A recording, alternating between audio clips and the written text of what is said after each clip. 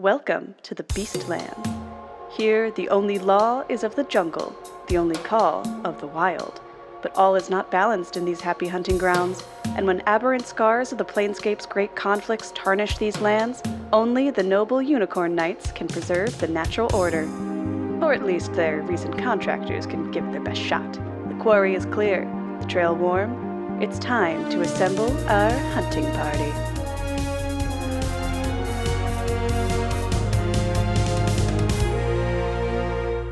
Hello and welcome to our little horror hunting D&D campaign, folks. My name is Austin, your friendly neighborhood dungeon master, and did you know you actually have to include humans in the category of monkeys in order to make it monophyletic?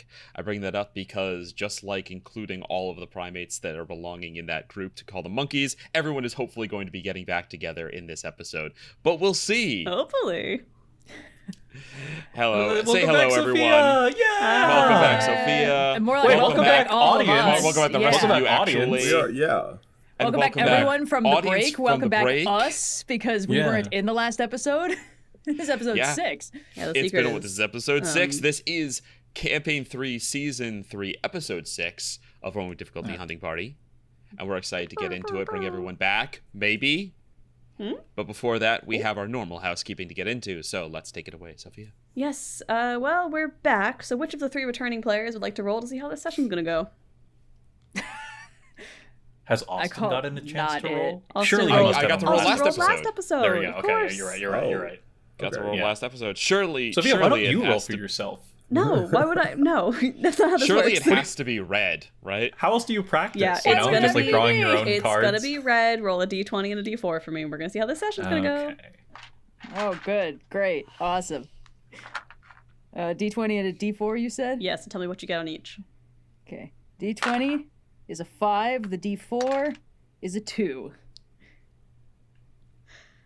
You have rolled a scattered representation of the plane, limbo, the disarray. Son of a bitch!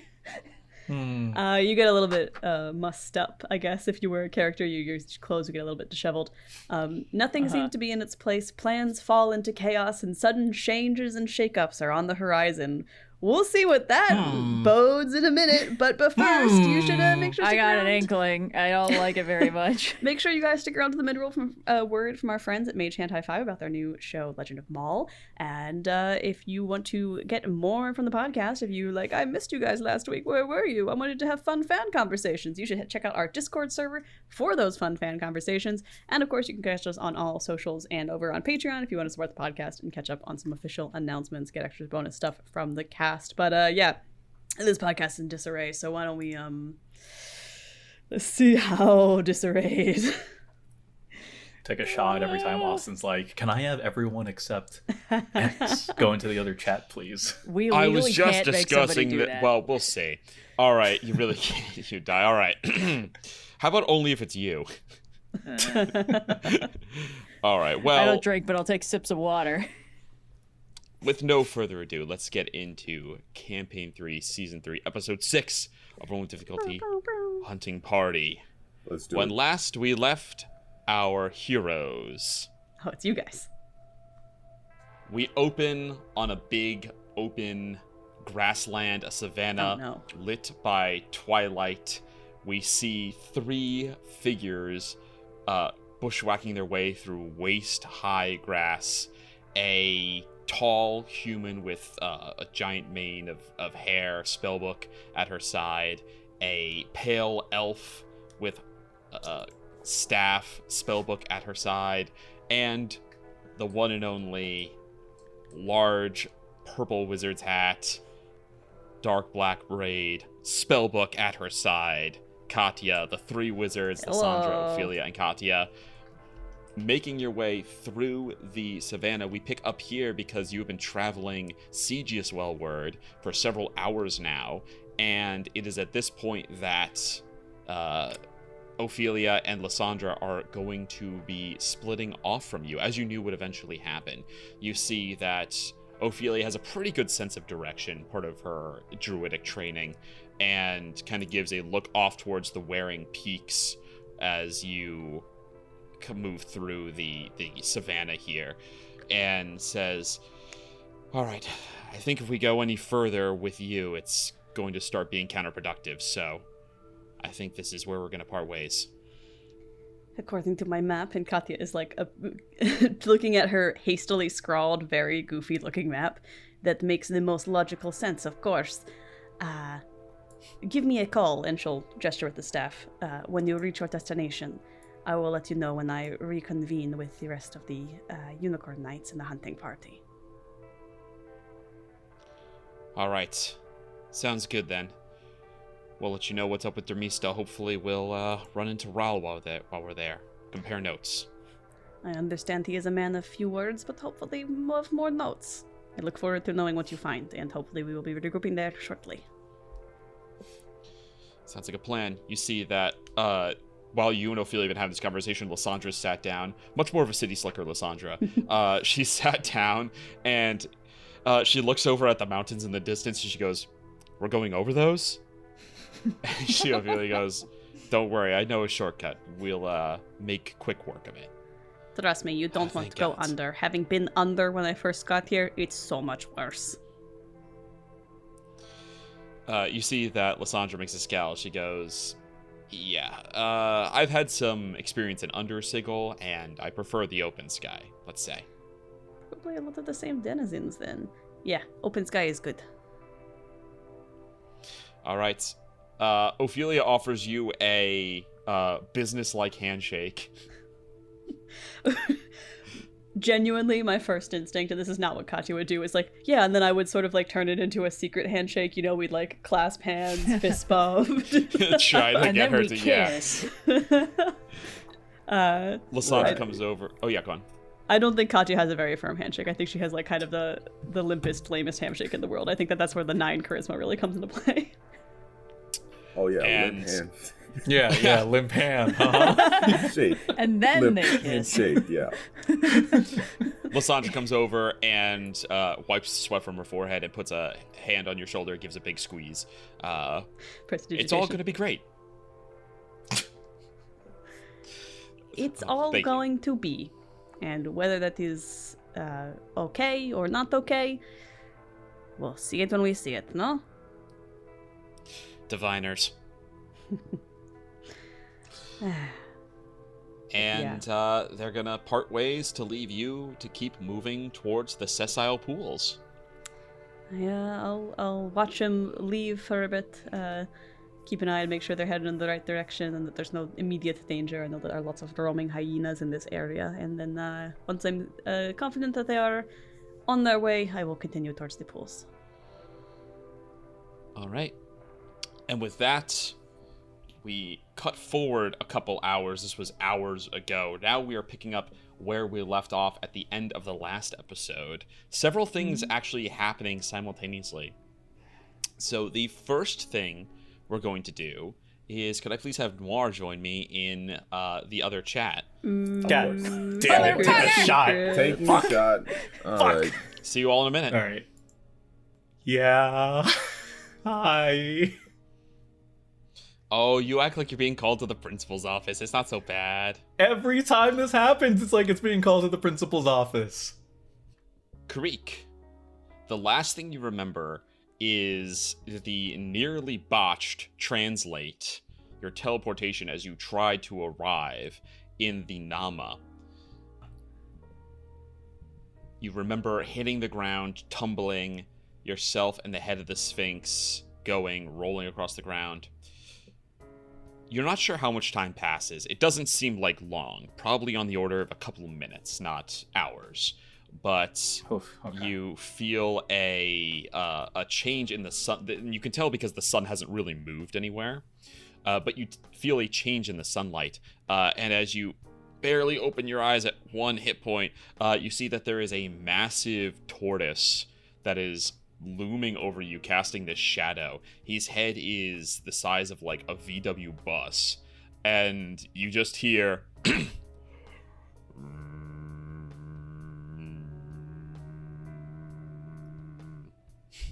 just a long, deep groaning. Oh, okay. I kind of slowly blinking at you. I give the tortoise a slow like nod of acknowledgement, and then I get my bearings. Am I at the Nama? You did indeed make it to the Nama. You look around, you see the familiar sight. It's much more hopping. There's all kinds of little critters that have arrived here under that you saw coming with the tortoise. So there's little jackrabbits and armadillos, and there's like a little mangy coyote and stuff like that, all hanging around here now. And they're doing their best. It's getting kind of crowded, but you hear a lot of there's just a lot of activity, and if you stand up, you see that there are little mice and gerbils and things like that have gathered around and kind of skitter out from under your feet. Mm-hmm. I think I'll take them all in, and then find the head that has tumbled out of my arms, and take that into my arms, and then take the rest of the Sphinx body and kind of drag it all. I'm trying to get as close to the temple, the base of the mountain area as possible, without needing to necessarily go into the temple. Yeah, well, you'd have to. It'd be pretty difficult for you to carry the body up, but you scoop up the head, you turn, and you look, and in the few minutes you've been kind of in and out of consciousness from that horrible thing. You see that there's a big vulture that's sitting on the Sphinx and is starting to pick at it. Yeah. Okay, I'm going, and I'm waving my arms to fucking get this stupid carrion.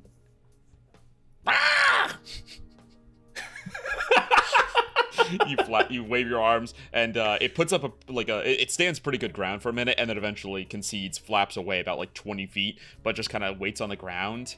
And as you start to pull the Sphinx, it kind of does the vulture hobble after you, always staying about 20 feet behind, so it's never too close, but it's always right there. I think once I get the sense that this guy's not necessarily going away for good, I'll mimic the exact same in kind. You watch freaks out, takes flight and goes back and circles to a different tree to sit on the top of a tree and look at you, big branch bending down from this big vulture's weight. Yeah. All right. Well, that's far enough. That's good enough. So I'm just gonna keep dragging the body over. Great effort, pulling the body, blood leaving a smear, dust being picked up. It takes you, a couple minutes to really heave this massive creature all the way to the base of the mountain here, and then you sit down in the shadow of the thing, knowing that the Kirin is very nearby. Mm-hmm. Okay, so here's what I'm doing. I have 4 regular potions of heal. Actually, no, this is what I'm doing. I have 4 strain out of a total maximum of 18. I need 8 for the resurrection, which puts me up at 12. So I will use 5 strain to mind surgeon myself. And for each strain gained up to 5, I will regain 1d10 HP. Yeah, knitting together your wounds as you just sheer will force it. Because in the event that this guy is still affected by the corruption when I revive it, I don't want it to be a 1 HP versus 1 HP fight. An excellent point, Noir. This isn't an ability you have to manifest, right? This is just one of your... Nope, I do it as an action. Yeah, it's one of your metamorph abilities, yeah. So, kind of Kratos focusing on the healing. Yeah, exactly. Watch your wounds fill back in with fresh pinkish flesh. That was hard to say. So I'm at a hearty 32 now. Oh, good. All right. Now what will you do? So hold on, I gained 5 strain. So let me just add those pressure points. Holy shit! I'm really racking them up. Okay. So and then 1, 2, 3, 4, 5. And then I need 2. 1, 2, 3, 4, 5. Okay, just allocating my strain. Okay, now for the real work. I will Death Foiled.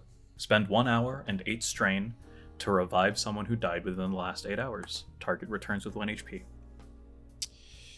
You place the head against the body, hold it with your hands, kind of gently cradling it in your lap. This is an hour you're going to have to hold this in position for.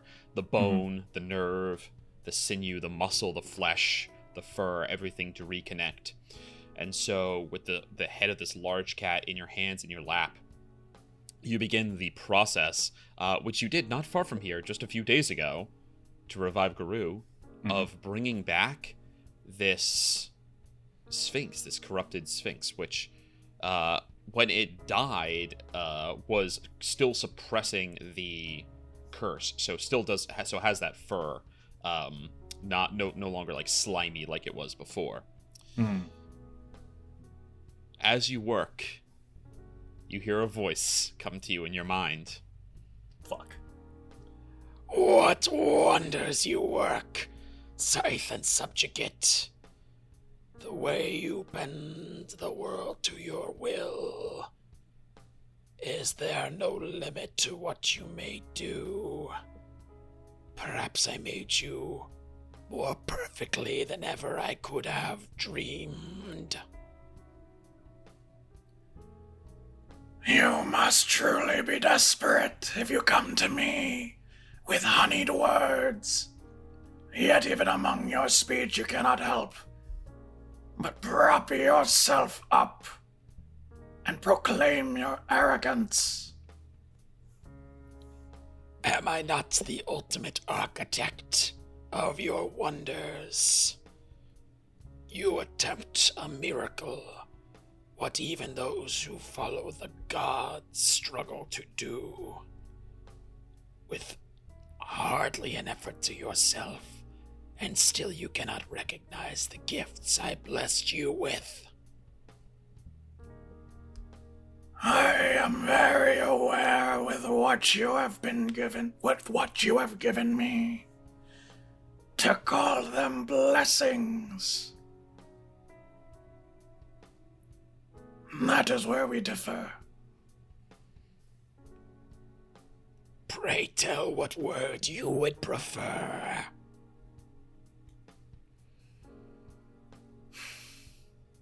That's a good question. If you want, Kireek could be, at a loss for words here. I think Kireek does have an answer. After it will take a moment or two, but I think he will eventually respond with tools with which to do the work I deem fit. You make it sound such a burden, but you cannot tell me that it is not wondrous, that it is not enjoyable to work your will upon the world with nothing but the power of your mind. Of course, the one who severs would say such things.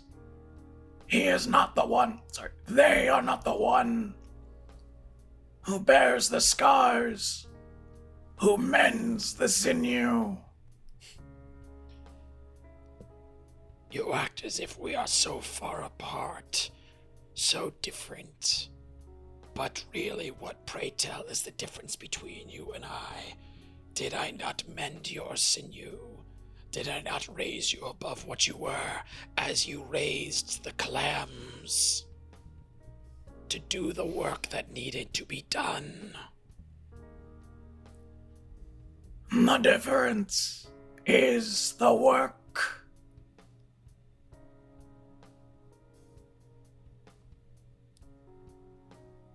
Perhaps it is true that you work in service of many others. I worked in service of my own people, at odds but not so different in the end.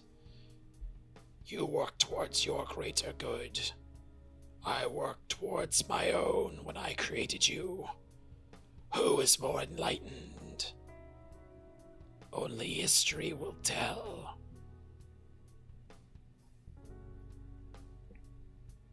That is yet another difference. You seek the enlightenment. I do not.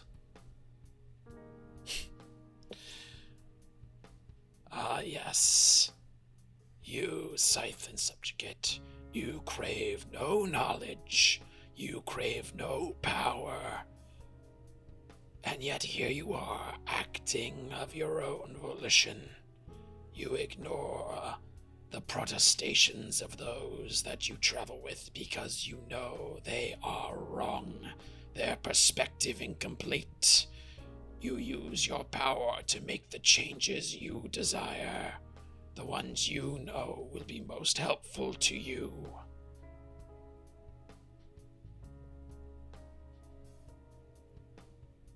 Your point.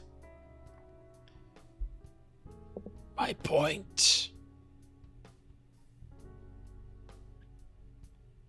I do not think you are so far from my perspective, loath as you would be to admit it. My point. You impress me. It is true for all that I gifted you, you have broken free of the plans I designed. You are subjugate no longer.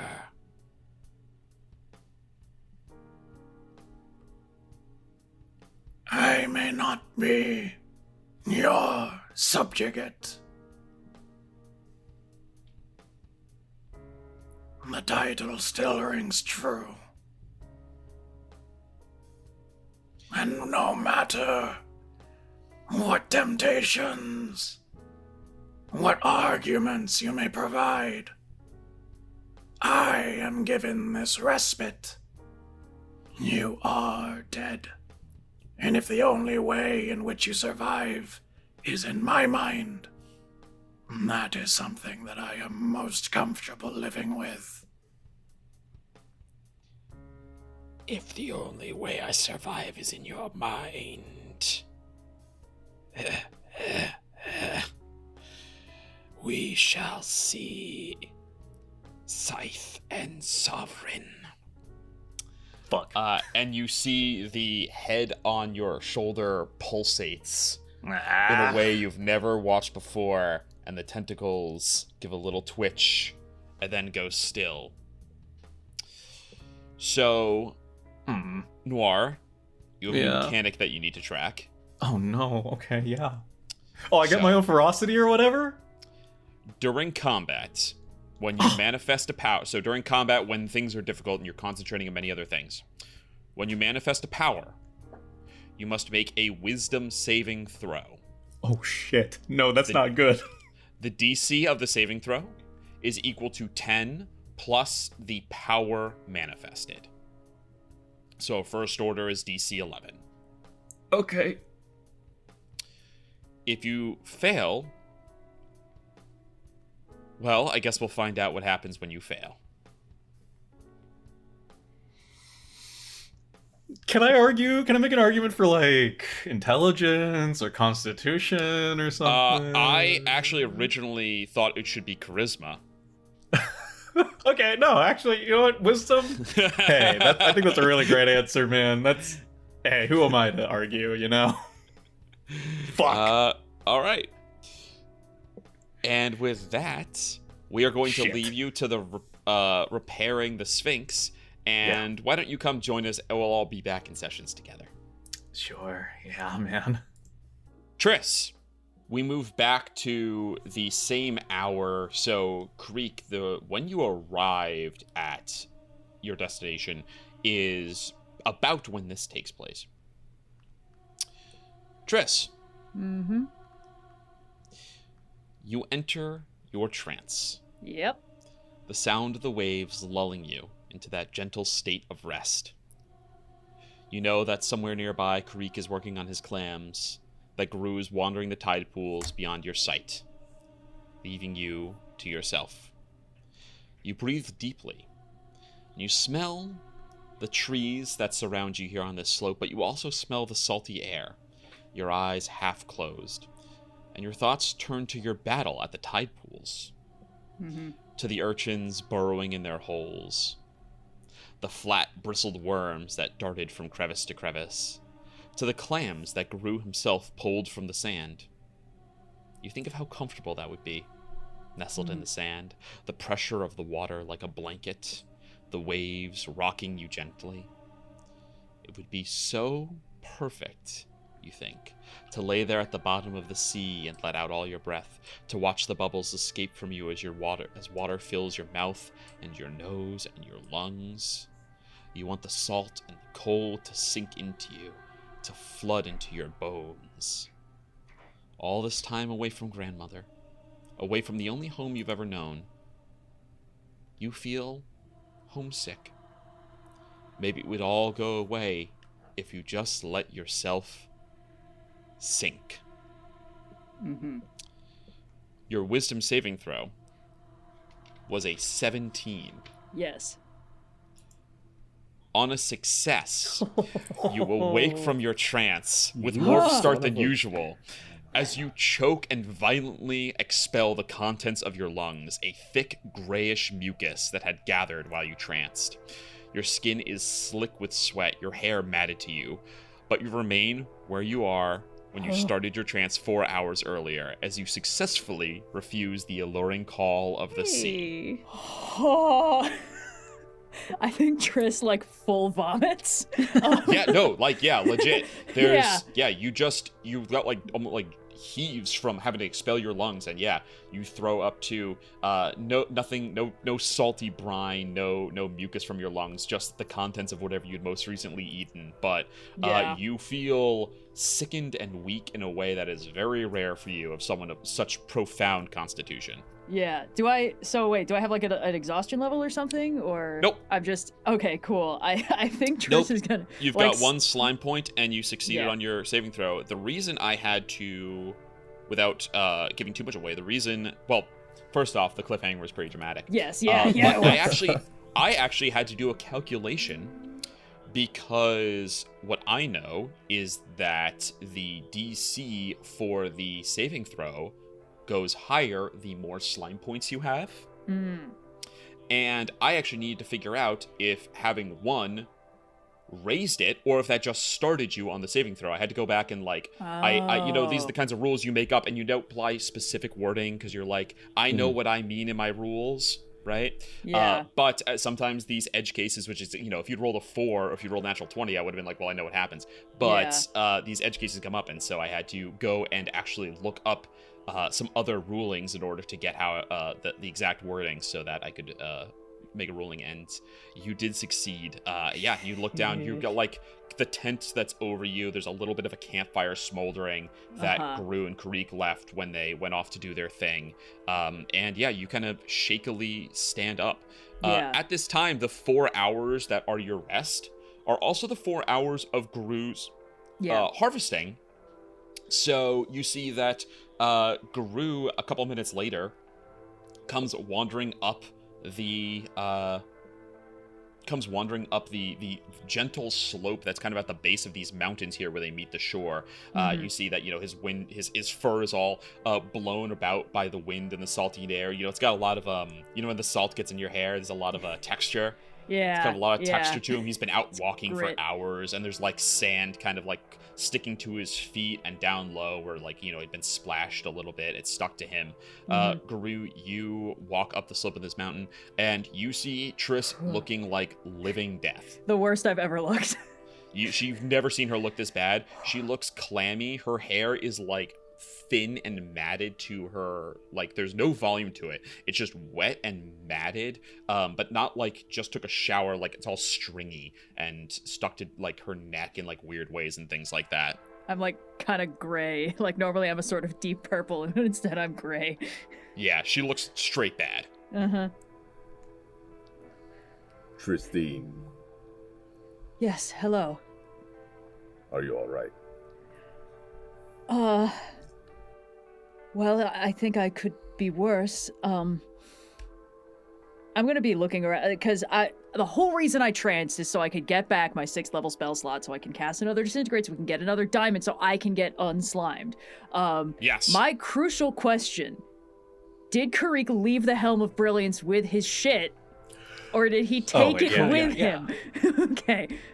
Kireek, did you leave all of your things?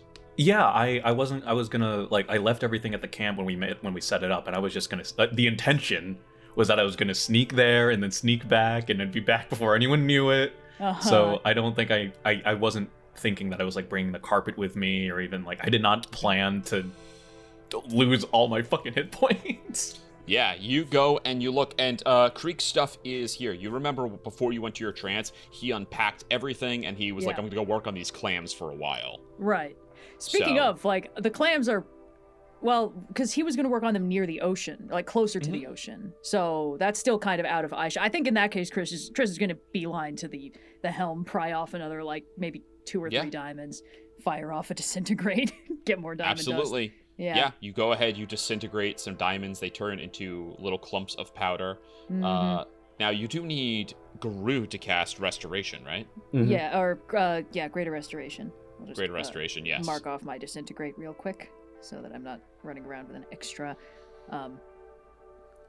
For sure, yeah.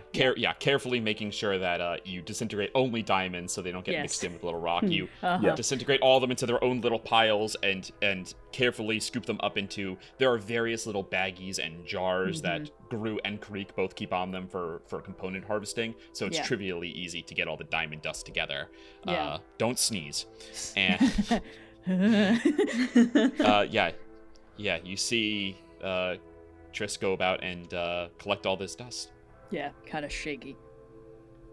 Yeah, in the minute it does that, I'm going to use my magical cunning to regain 1 pack slot so that I can cast Greater Restoration. Thank you. Okay. You pour out one of the freshly collected baggies of diamond dust and cast. What does it look like when you have? Did I ask last time what it looks like when you cast Greater Restoration? This is a much different version of magic than you typically use. From under Malar, you never did anything of this kind. This is way different. So what does it look like? Normally, Garou likes ripping things apart rather than piecing them back together. So I imagine, normally, like when he casts any sort of spell, the relief vines on his forearms glow. But I'm going to say that when he casts any sort of magic from his new patron, a small, almost ghostly unicorn horn briefly flashes on his forehead. Sick. The specter of the unicorn horn, the kind of the armor that kind of has that blood red setting sun vibe to it as he turns, kind of does an orange flash exactly like the almost koi scales of the Kirin. And your slime point is gone. Immediately color returns to Triss in a way that you would expect. Again, that like purplish color, and she's still slick with sweat, but there's an easier breath to it. And instead of you can feel it now, like you know how, like, how do I describe this? You can tell when your sweat's evaporating, and you can tell when it's sticking to you, and you immediately start to feel cooler as the sweat starts to evaporate from you. It's no longer sticking to your skin. It's like I was walking around with a humidity of 90%. Basically, now I'm actually fine. Yeah. All right. It's not pleasant, is it? No, certainly not. I mean, it's a good thing that you and Kireek were here, because I think that could have gone very badly all I'll say is I don't think, if I had to do that again, I think my odds of making it through the night unperturbed are rather low. We should avoid as much contact with water as we can, obviously, but... Unfortunately, I don't think that will be an option. Indeed, someone will get sick again, and we're running out of diamonds. Yes, we are.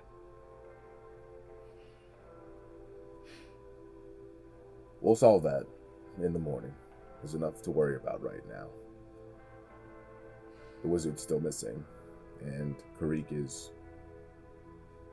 Where is the bird? Well, I assumed he was at work on the clams. I believe it takes him an hour for each, but it is somewhat strange that we can't see a sign of him. I suppose we should check the tide pool where he was, although maybe keep our distance from the water if we can help it. I'd hate to put such a diamond to waste. Certainly. You guys head down to the tide pools. What do they find, if anything, evidence of Kireek?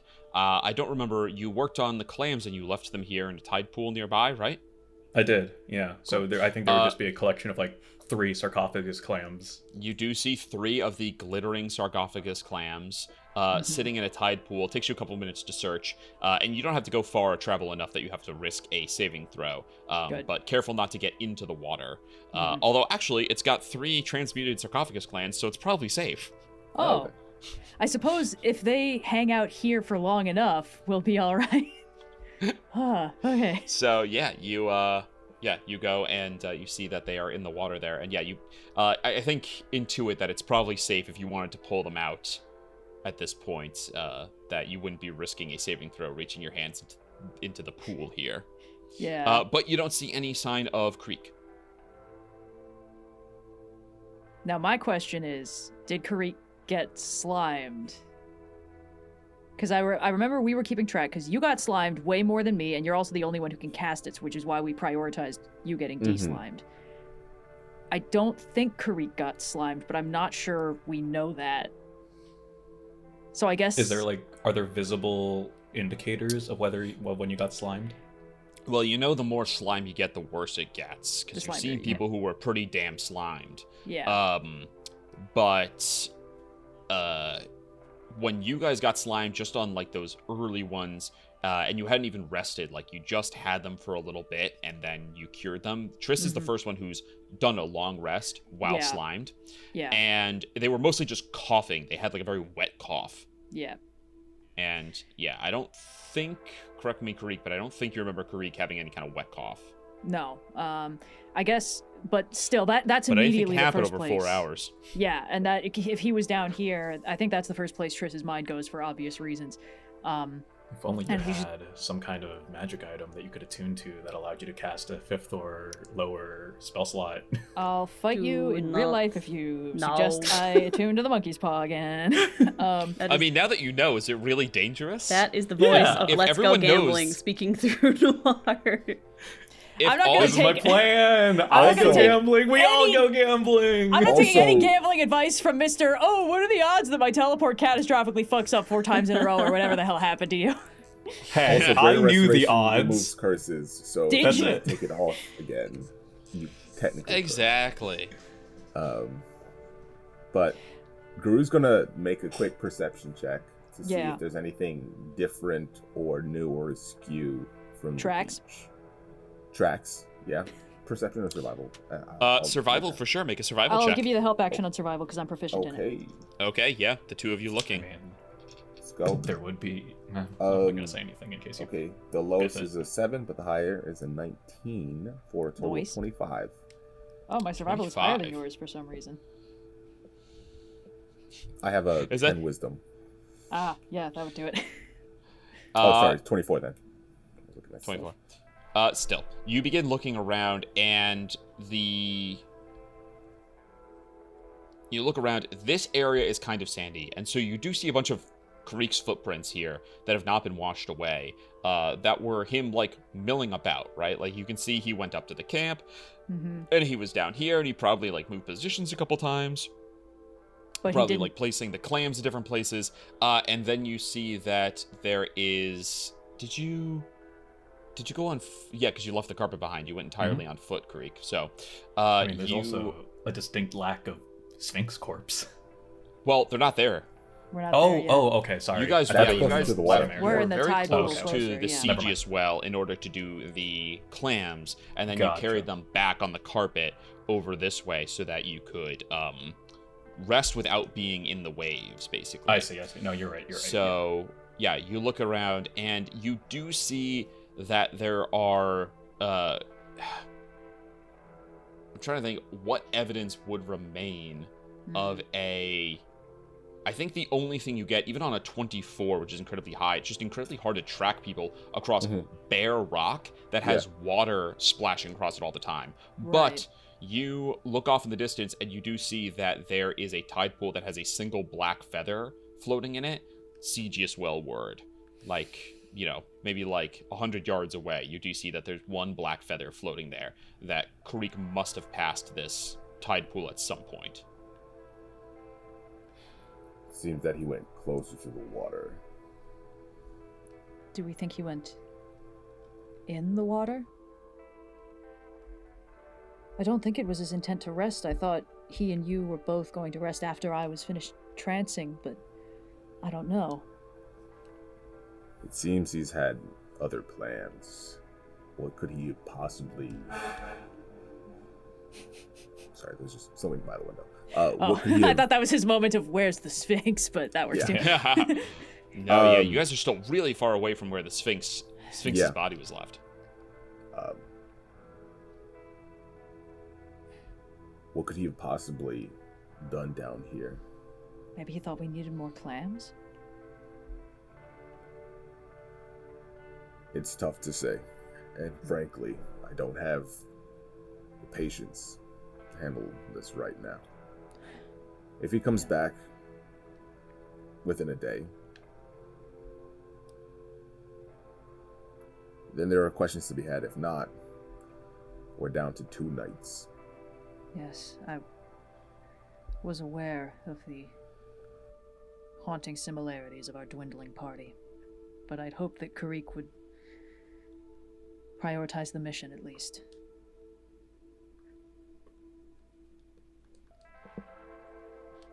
All right, remaining unicorn nights. What do you intend to do, Triss and Garou? Well, the plan was basically trance, more diamond dust, then you can rest, and then we can start bringing these to the various locations we need to bring them to. That's basically the same. Like, there's no reason not to do that plan. Yep. So I think you do have 3. Yeah. You do have 3. You have the carpet. Yep. You have a safe. It's not a safe haven, but like you can sleep here. Yeah. Garou will grab 2 of the clams, and start making his way back towards camp. Yeah. Well, if we're camping up, we should probably leave the clams here because they're going to need to be put in water every 12 hours. So if you need to rest for 8 hours, we'll need to get the clams. And I think that there's no reason to not leave them here for now. Okay, we can leave. True. And Kireek left one in the original tide pool. Okay. So these 3 are all good to go. They're all good to travel. All right. With that, you each make your way back, picking your way carefully among the slippery rocks so as not to accidentally expose yourself. You pick your way back up to the sandy shore, and then the little bits of rock and dirt that give way to trees and these larger trees, and there's all kinds of there's these reeds you kind of have to push through where little pools of water gather at the base of the mountain here.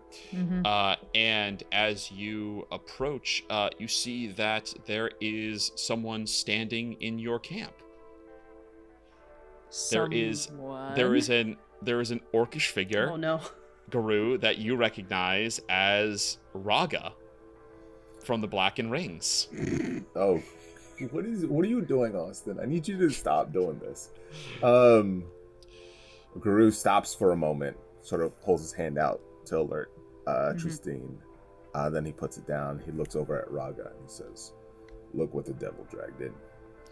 You see that he's currently stoking the fire that had been basically had almost gone out because you guys had Garou had been away, Triss had been sleeping, and Kireek wasn't there to tend it. You see that he's stoking the fire, and then when you speak, you say the devil dragon. He turns around, he says, "There you are. Half worried that you guys had all drowned." Well, it was a near thing a couple times. To what do we owe the pleasure? You got word. A couple of our scouts said that you were heading here. Said that you had a plan. Noir dispatched us that we might lend aid, however possible. Oh, that's very convenient. I think Triss is gonna look at Garou and kind of be like, do we want to get these guys in on the clam distribution system? Because that would certainly make our job easier. But it's also I know you don't like or trust these guys, so what's the play? Garou gives her a look and says, it's just, oh no, he's going to turn to Raga and says, give me a moment. And he's going to pull Trystine aside. He's going to say, look, we're down to 2. And we have a job to do. While I do not like Nur, sometimes we have to use what we have. I'm glad you see it that way. All right. Well, hopefully this goes well. If we're done with our aside, I think we'll rejoin. You come over, you see Raga pull up a little bit of a fallen, not a stump, you can't pull up a stump, has like a bit of a fallen branch there, and is gently sitting on it, kind of an awkward crouch. Yeah. So, what's the news? It's a bit of a work in progress, but definitely off to a promising start. How close is the tide pool with the divine clam in it? Like, eye shot? It's about you can see the tide pool from where you're standing, just kind of barely. You definitely can't see into it, but you can see where it is through the little branches of the trees here. They're pretty thin at the edge of the forest here. Right. Then I'll kind of indicate in that direction. It's like, the question is a matter of water purification. We were directed to creatures that excel at it, and taught a method to encourage that ability to supernatural or even divine levels. One of our allies has created some of these filtration creatures. Our next task will be to put them in the headwaters and key locations in the water of this area, purging them of the aboleth's poison and hopefully dramatically reducing the spread. He looks kind of confused from Triss over to Garou for a similar explanation. We have, for lack of a better word, soap. Got it. Alright. So you concocted up some little critters that are gonna clean everything up? Not that little, unfortunately, but yes. They need to be placed at key headwater locations. I believe you'd be able to find them on a map. The main difficulty is the creatures must be submerged in water every 12 hours, lest they die, I think. I'm not the expert on this, but we do what we can with what we have. You see that he pulls pack around, reaches in, and pulls out a map, which he spreads on the ground by the fire. Oh, thank God. And you guys take a look. Go ahead if you'd like to take a look here. The two people map. Who do have some knowledge. You can see you guys are actually both now occupying the same square. You guys are in the same place, along with Raga. And you see the various locations that, Katya did a pretty damn good job now that you're looking at an official one. This one's a little bit better crafted, but overall, everything's about in the right place. There was nothing that was missing. So you see that he kind of scratches. He says, so it's got to be where the waters you've got. And he points the Cecil Pools, Harbor. Mm-hmm. There are 2 heads because there are 2 rivers. The Holt, the Swan May Synod, and the Wells. Okay. 7 locations, but you have already taken care of the pools. Mm-hmm. So that's 6. Counts them out, rolls up the map, says, a lot of overland traveling to do. Take a while. Risk the rain. But it's doable. You said you're not the expert on them. Who is? We have an ally familiar with aberrations. You could just talk about the bird. Yes, he's currently... We've all met him. Of course. He's currently otherwise engaged, but I'm sure he'll be back. Which is good, because currently we don't have enough clams. And what about the wizard? She drown along the way? Wizards I have also... no idea. Shit! No. If I came back and I'd lost half of my company, you'd bet that there'd be hell to pay. Yes. Garou's gonna sort of glare at Trystine and sort of giving her the look of, you don't have to tell him everything. I didn't tell him shit. It's fine. That's what you get back from my expression. Okay. Garou will say, not lost. Unicorn Knights work best alone. And each of them are doing what they can to gather us more resources and intelligence. What we did today with the clams, successful. It gives us a path forward. The only issue we have now is time. For sure. Maybe not the only issue, though. What's with this whole, change? Looking up and down at Garou, who looks noticeably different in this dazzling armor. Garou can't help but smile. He says, the only reason why I'm not dead, because I've found ways to adapt. I've merely adapted. For sure. It's funny you say adapt, because when Noir dispatched us here, it was to help your party with whatever you needed here at the pools.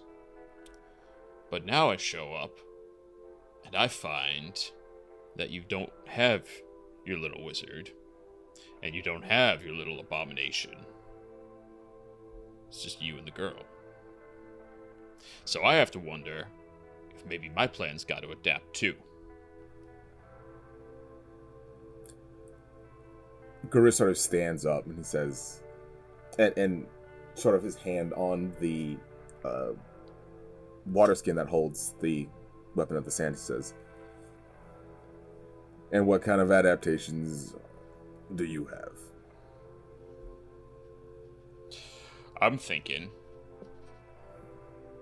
I come Nerd back doesn't with pay the you to answer do to all that. the problems and take all the credit. And I also get to roll your head to Nerd's feet as a little reward. Oh, we were being threatened. I understand. I let you go last time. You sure you want to do this? Last time I was alone. And you see, he puts his fingers in his mouth, he goes, and lets out a whistle. You feel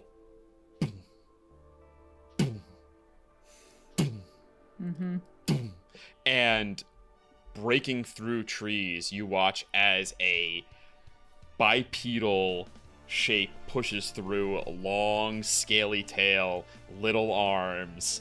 You watch what looks this giant terror lizard comes pushing through the trees, and it's got a contingent of blackened rings all hanging from a makeshift saddle along its back. And you see that Raga says, little something we picked up from Kragala. Mostly easier to kill him, but we thought this one might come in handy live. Looks like we were right.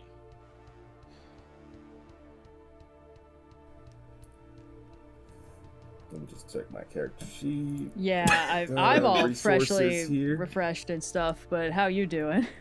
Garou's fine. He doesn't Okay. have his spell slots, but he's got enough. He's going to turn to Trystine, crack his knuckles, and say, well, time to have some fun. Oh, good. I've had so much of that lately. All right, and on that, we're going to go and cut over to Kireek. So we'll be back in just a second with you guys. Have fun. Enjoy your field trip. Oh, that's sick! I love T-Rexes. An hour passes. The sun makes its lazy way, dancing with the moon, changing the shadows. You watch as bone reconnects to bone, muscle to muscle, veins begin to throb and pulse again. The skin heals over, and a fine little bit, a dusting of fur where the mortal wound was, heals. The head stiffens as the muscles reconnect and tighten, and then you feel warm breath in your hands as you see the body of the Sphinx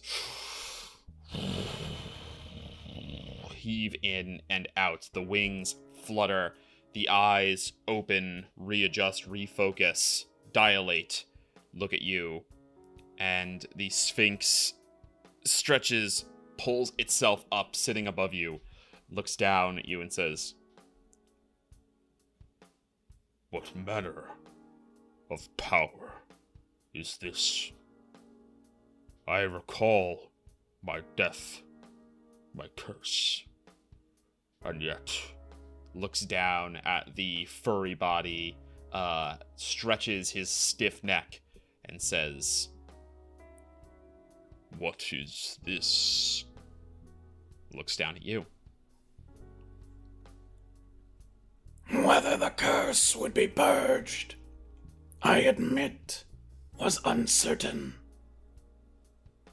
But I had to attempt it all the same. You are in a safe haven, where the corruption will not afflict you. It is also uncertain whether it will return should you leave this place. But it seems, for now, your mind is your own once more. You see that, you know what, in fact, let's do a little check for him. He's a pretty smart guy.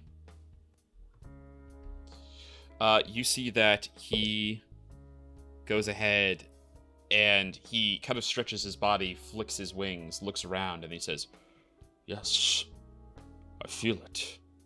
There is a presence here. But I think the nightmare is over. I think I am free." You see he comes from his little stretch and sits in front of you, and then he bows his head, and he says to you, "I am Liwa, guardian of the Library of Lost Knowledge." How's that spelled? Liwa is spelled Lihua. Lihua. It's really more like Lihua. Like, Hua. He says, "And I owe you a debt. I owe you a life debt. If there be anything I can grant you, if it is within my power, you shall have it."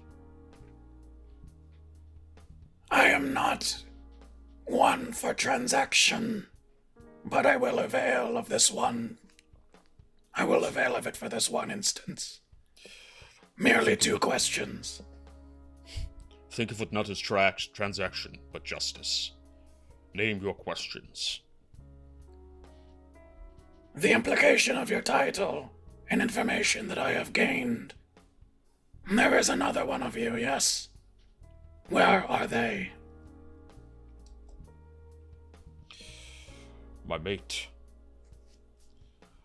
Still within the library, last I recall, though much of those memories are clouded. From what I understand, they have suffered the same fate as yours. They have, indeed. I and my party seek to restore things to how they were, in the same manner as what has been done to you now. Which then brings me to my next question. Where is this library? So that we may kill the infestation within. Indeed. The location is best found by following landmarks. If you enter the Sigius Well, in fact, I have to bring up the map for a moment for myself. If you enter the Sigius Well, for where the rivers meet it, you will follow along a plateau. At the edge of this plateau, you will find a deep sea reef. take it to its furthest reaches. And that is where the library resides.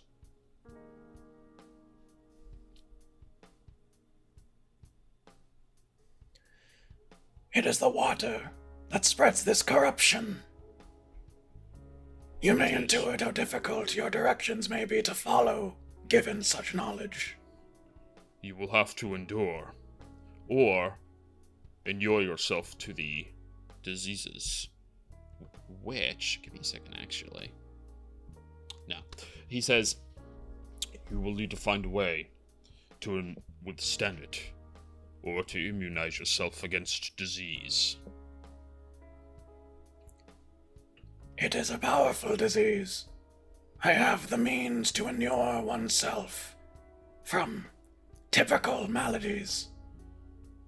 This is beyond my current control. To remove, yes.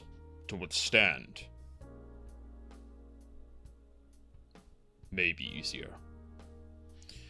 If you make yourself immune to disease to begin with, I think you've already experienced this, actually, because you used this power when you faced the Delphins. The Delphins? The Delphons.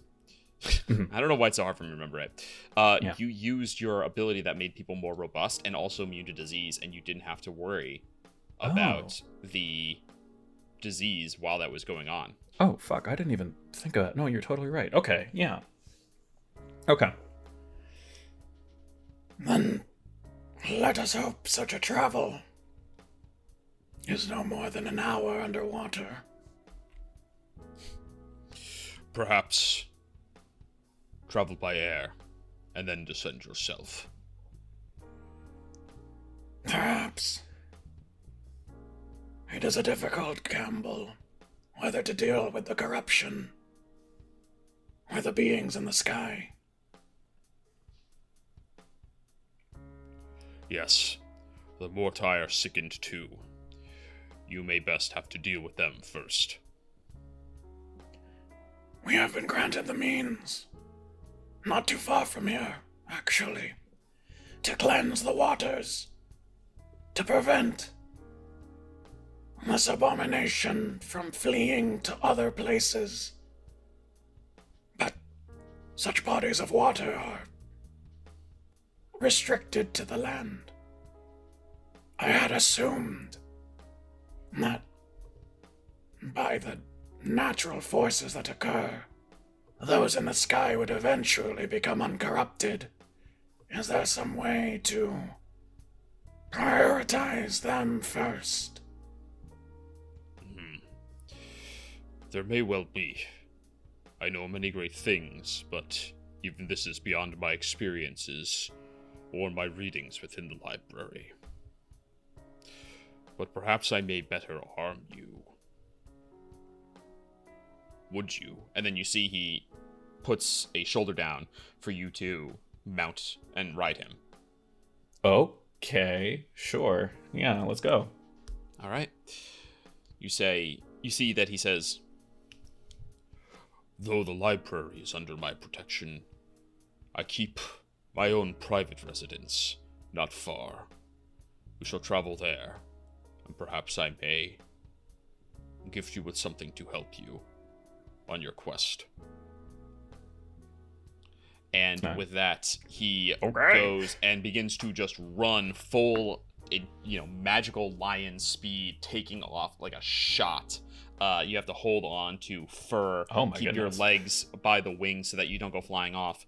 And with that, we will cut back to the other group. Okay. All right, guys, my Sphinx kill count is up to 2 now. Oh, so that's how that played out. Cool. Dude. All right, Noir, I did send you a quick message. Nothing crazy. Okay, let's go ahead. Garou, Tris, go ahead, place yourselves around the campfire there. Let's see if I can't find... Where did I put that motherfucker? Raga. There he is. Hi, you beautiful bastard. We'll place him right there, too. How many times do I have to teach you this lesson? That's an old man. Oh, you didn't tell me he was gross looking. Who was this guy? Have we fought him before? No, Garou's fought him. No, First episode. Garou faced him in his solo episode. He's you have met him. You have met him. He's another member of the Black and Rings. He's another he's another lieutenant. Like That's right. The name did sound familiar. I did listen to the solo episode when it came out, but I forget. Oh yeah, you do still have his shield of the yeah. That's crazy. Wait, with the new symbol carved that I into scratched it, right? out. Yeah, that's fucked. All right. Oh, that's not a T-Rex. No, that's a terror lizard. No, it's a terror lizard. It's a terror lizard. Let me double check. If only you had the notes Lizard Lord here. Specialist Princess with you. If only. Except the terror lizards don't fall into No, they're dinosaurs. That's domain. Upteo shit, right? Yes. We got to go meet Upteo, guys. Been there, Walk done the that. maze again? Yeah.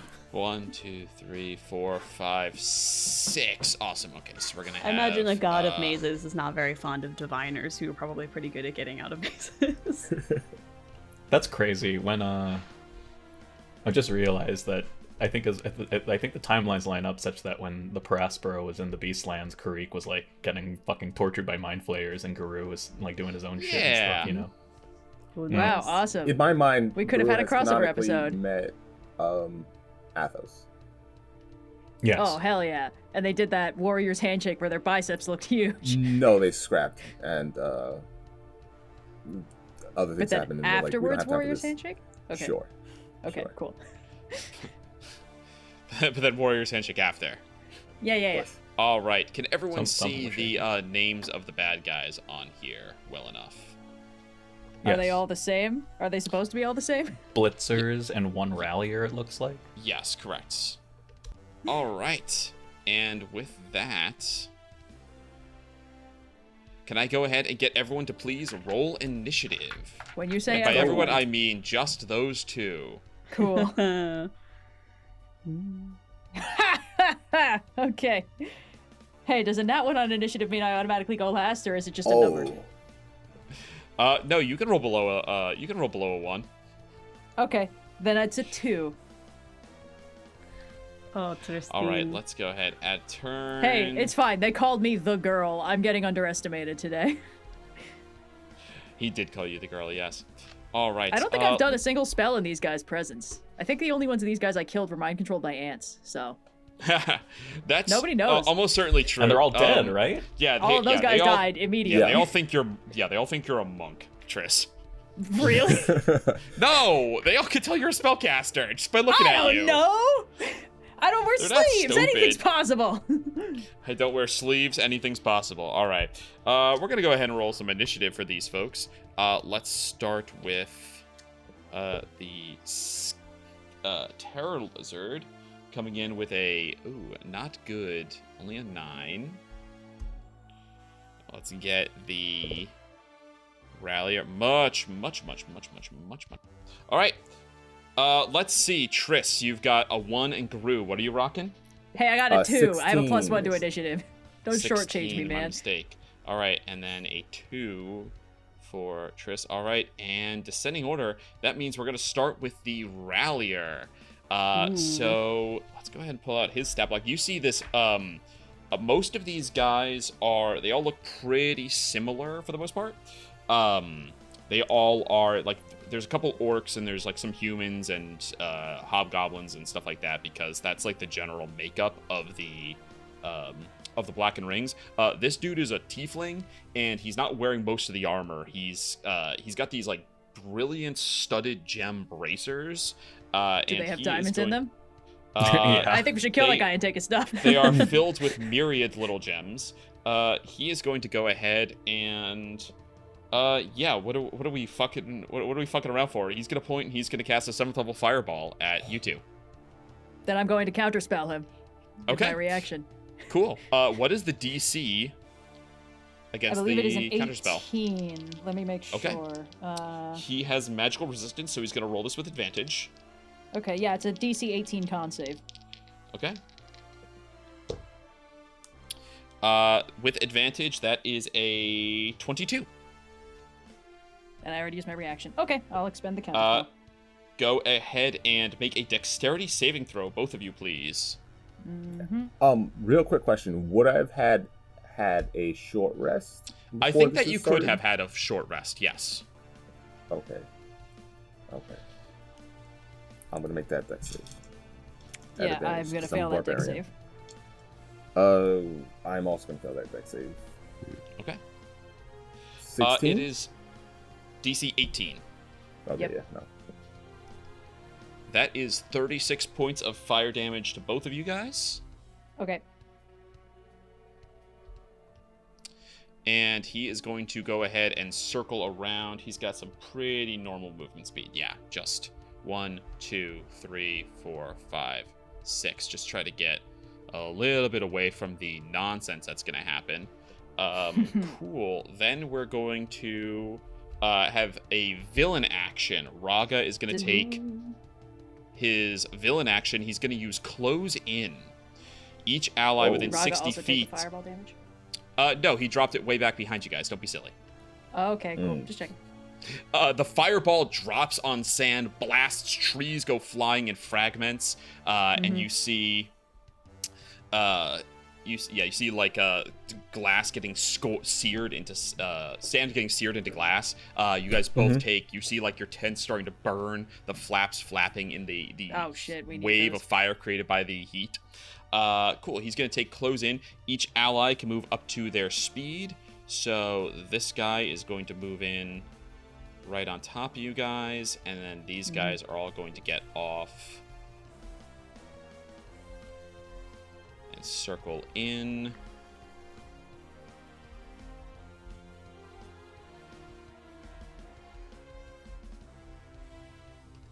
This guy here. This guy's going 5, 10, 15, 20. Austin 25, was like, you guys had too 30. easy of a time fighting that Sphinx. You're gonna feel this party split Cool. today. Each creature who they end their turn with next to 5 feet needs to make a wisdom saving throw or be frightened. Oh. Okay. Wisdom save from Garou and from Tris, please. Okay. Oh. 19. Oh, 19. Okay. Both of you are not frightened. I mean, these guys move in. Standing there, arms crossed.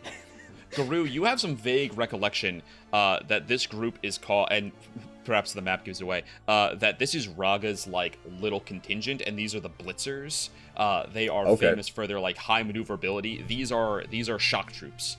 They go in and they rush the enemy and they beat the shit out of them to destabilize. That being said, you guys are both experienced adventurers. You've been in a bad spot before, so. You are ready for it. That brings us to Raga's actual turn. Raga is going to... Doesn't need to use that. Okay, yeah. Is just going to make 2 War Mace attacks, moving in on Garou. Okay. And is going to roll twice. There's no advantage because flanking is dead. Flanking is dead to kill it. Flanking is dead. Okay, we've got a 16 and an 18 to hit you. Both miss. Oh my god, you're right. The AC of 19. Wow. Oh, you are so... yeah, 3 ranged attacks, 2 War Mace attacks. Okay, yeah. That's funny, I thought that was reversed. That's okay. You see that, yeah, he comes in and swings twice. What does it look like when he misses with these 2 attacks, Garou? Garou intercepts both of them with his shield. He says, and with each hit, he says, I, on the first hit, adapt. And he notices the shield that used to be his, and his cocky sneer becomes one of rage. Speaking of, it's your turn. He says, it's not the only thing I've picked up. And he brings out Gant's Weapon of the Sands. Okay. Bonus action, I will turn it into Battle Axe. Okay. And then as an action, I will cast a spell in it, which is Blur. Okay. The Battle Axe forms, and then Blur. What does this mean for you? For a duration, creature has disadvantage on attack rolls against me, and an attacker is immune to that if it has Blind Sight or True Sight. So I'm AC 19. They have disadvantage to hit me. And then he's going to look Raga in the eye, says, I'm not the one you have to worry about, by the way. You could be talking about anybody. The Blitzer's turn. All the Blitzers gonna go. There's 6 of them. Let's go ahead and roll some non-advantage attack rolls. They make 2 spear attacks. 3 and 3. 3 and 3. So let's do the first 3 at Garou. These are at disadvantage. Correct. Right? Yes. Okay. At disadvantage 3 against Garou. Natural 1 on the first one. Natural 3 on the second one. 20, but the lower because is an 18, which is just gonna miss. Yeah. The sands whipping around him are causing the disadvantage. That is extremely cool. 3 coming on Trys now. Yep. I'm not sure why I'm rolling those at disadvantage. These are rolled straight against you. Don't do that. All right. Here we go. 3 attacks all at once. Okay, 1's a natural 2. 2 is a natural 2. The last one is definitely going to hit with a 22. Yes, that will hit. All right. That is going to be... they make 2 spear attacks, so we get to do all that again, because I only rolled 3 attacks for each of you. First one is... that is going to be 9 points of piercing damage to you, Trys. Okay. And then they are all going to roll again. Here are the 3 out of the second 3 attacks at a disadvantage against Garou. That's a natural 5 at disadvantage. That's a natural 5 at disadvantage. And that's a natural 3 at disadvantage. None of those are going to hit. Now we get 3 coming at Trys.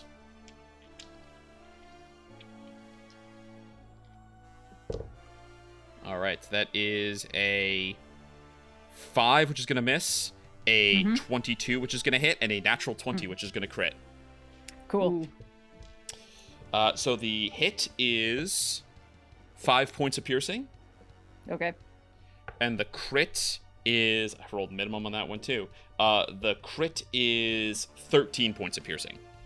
Okay. All right, not the worst.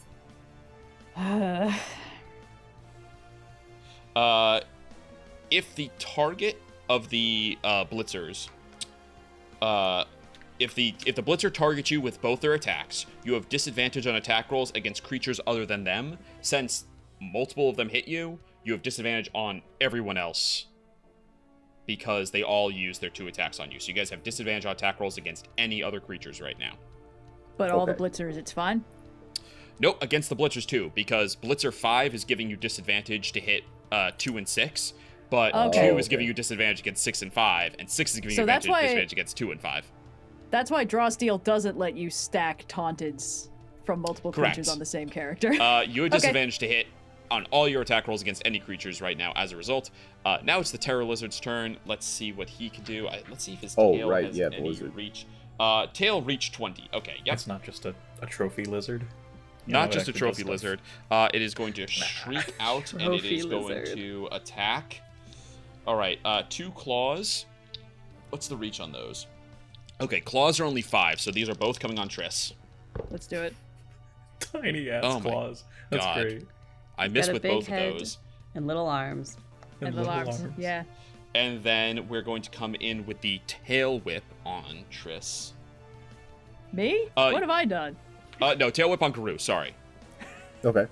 Tail whip on Garou. It's just so hard to hit him. Tail whip on Garou. Okay, that is... I think at disadvantage, actually going to hit with a dirty 20. Yeah, that'll hit. Okay. Tail whip finally hits. And that is going to be 14 points of bludgeoning damage.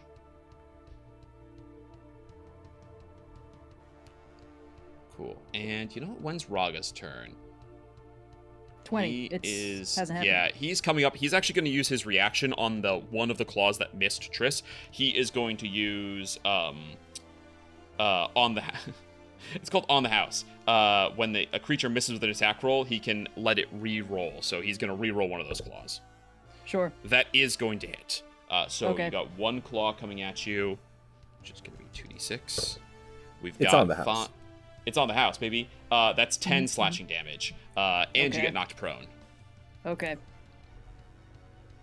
All right. That brings us to your turn, Triss. Yeah. What's within 500 feet of me? We're near like cliffs and stuff, right? I mean, yeah. What are you referring to? You want to teleport out of there?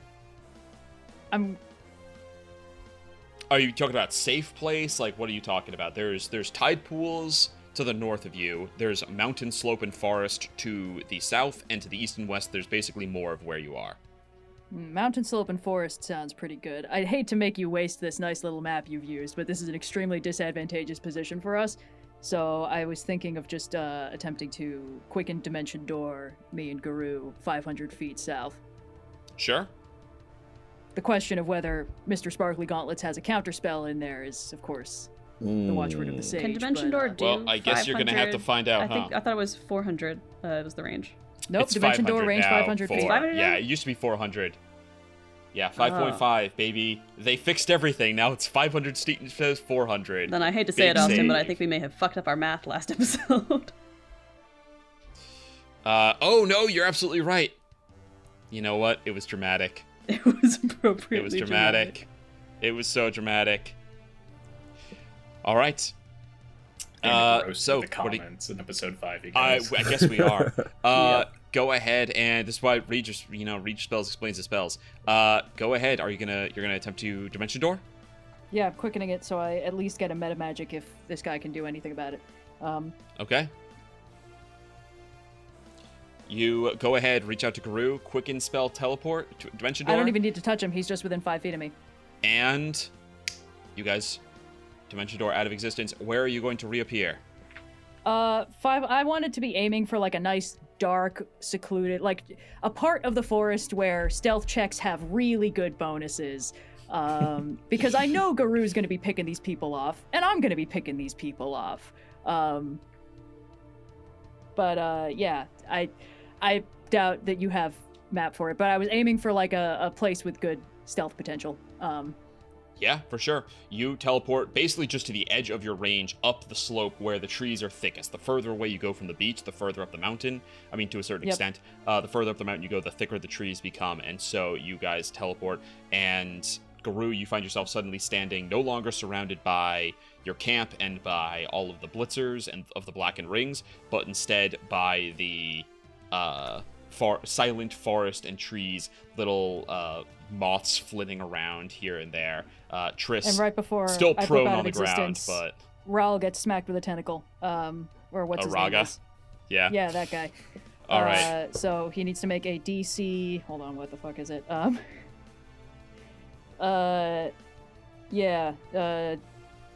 DC 18 charisma save. Just makes it with a natural, with a dirty 18. Okay. Then he takes no damage, but he does get slapped with a tentacle on our way out. Insult was to quickened. injury. Boom, Yes, you I'm going to arrive use my on the movement slope to 500 stand years up, away. Mhm. or half my movement. And I have an action left. Yeah, but I mean, can't for now, cast a combat's level spell. dropping, right? We're not going to stay in combat order for right now, so yeah, what are you going to do?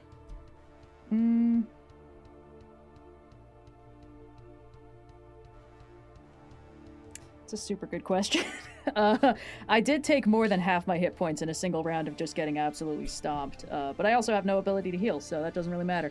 Garou is also with you, so, as we drop out of initiative here, Garou and Triss, you're together. What would you like to do? Yeah, I'm looking at Garou and I'm like, don't mistake my intent. This fight is not over. I'm not leaving them with all of our possessions. For a moment, The carpet is still down there. The clams are still down there. Yep. The helm is still down there. Oh, I'm so sorry that somebody left your stuff unattended.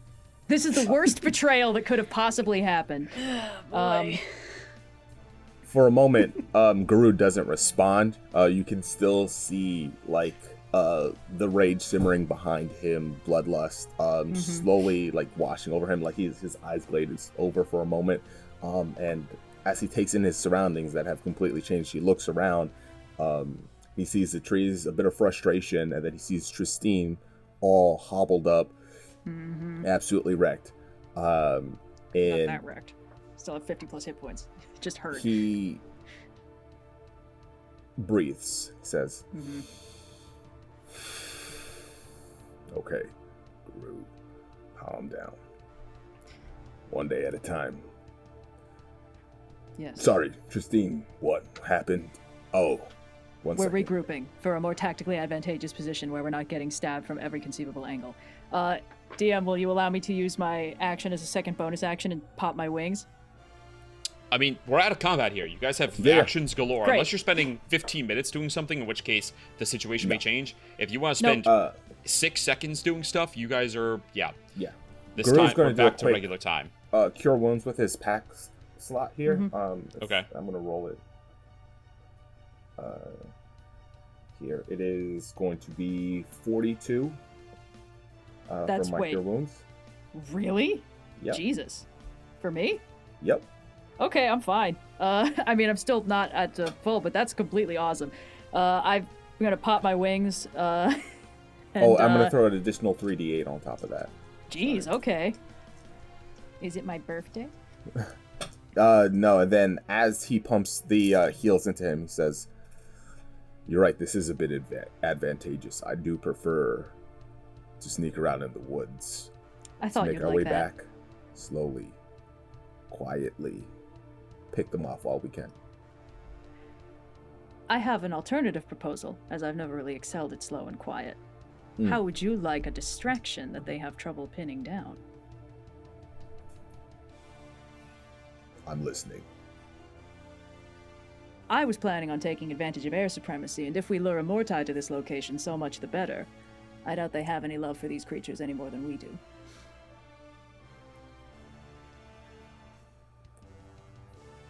It may be By all easier for you to means. hide from them if their eyes are otherwise engaged. By all means, call down a storm. Well, we'll see if it plays out like that. Until then, I'll play the part of the storm, and I will, fly up and over.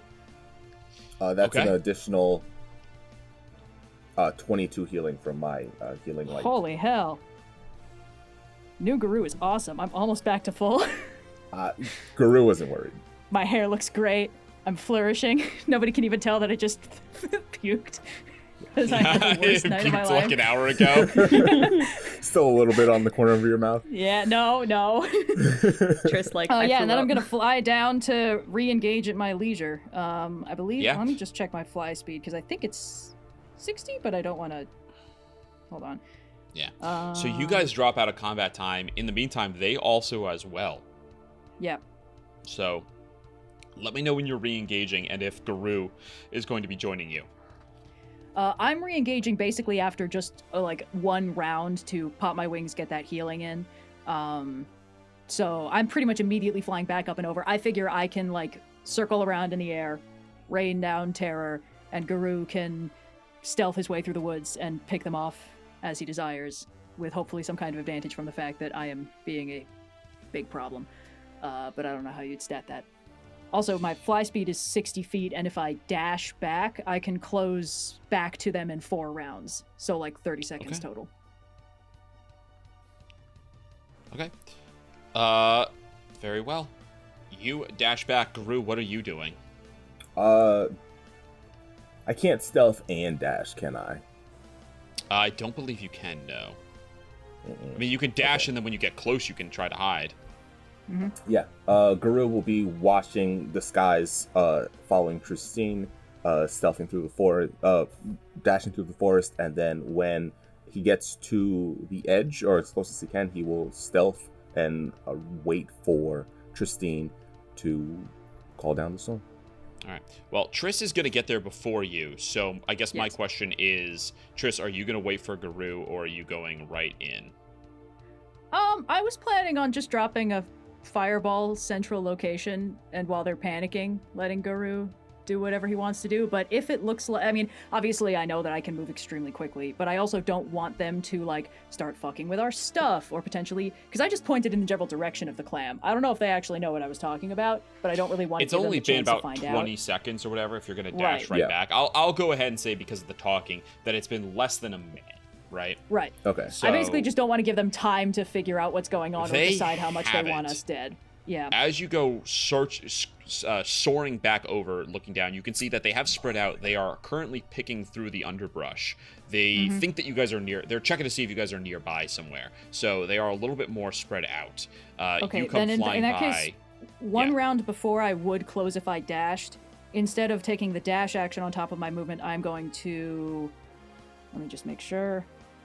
Good. Dimension Door's 4th level. I will cast Summon Dragon. And drop a dragon on them. Okay. It's got a range of 60 feet. All right. So So I'm re-engaging. basically firing it in front of me. Yeah.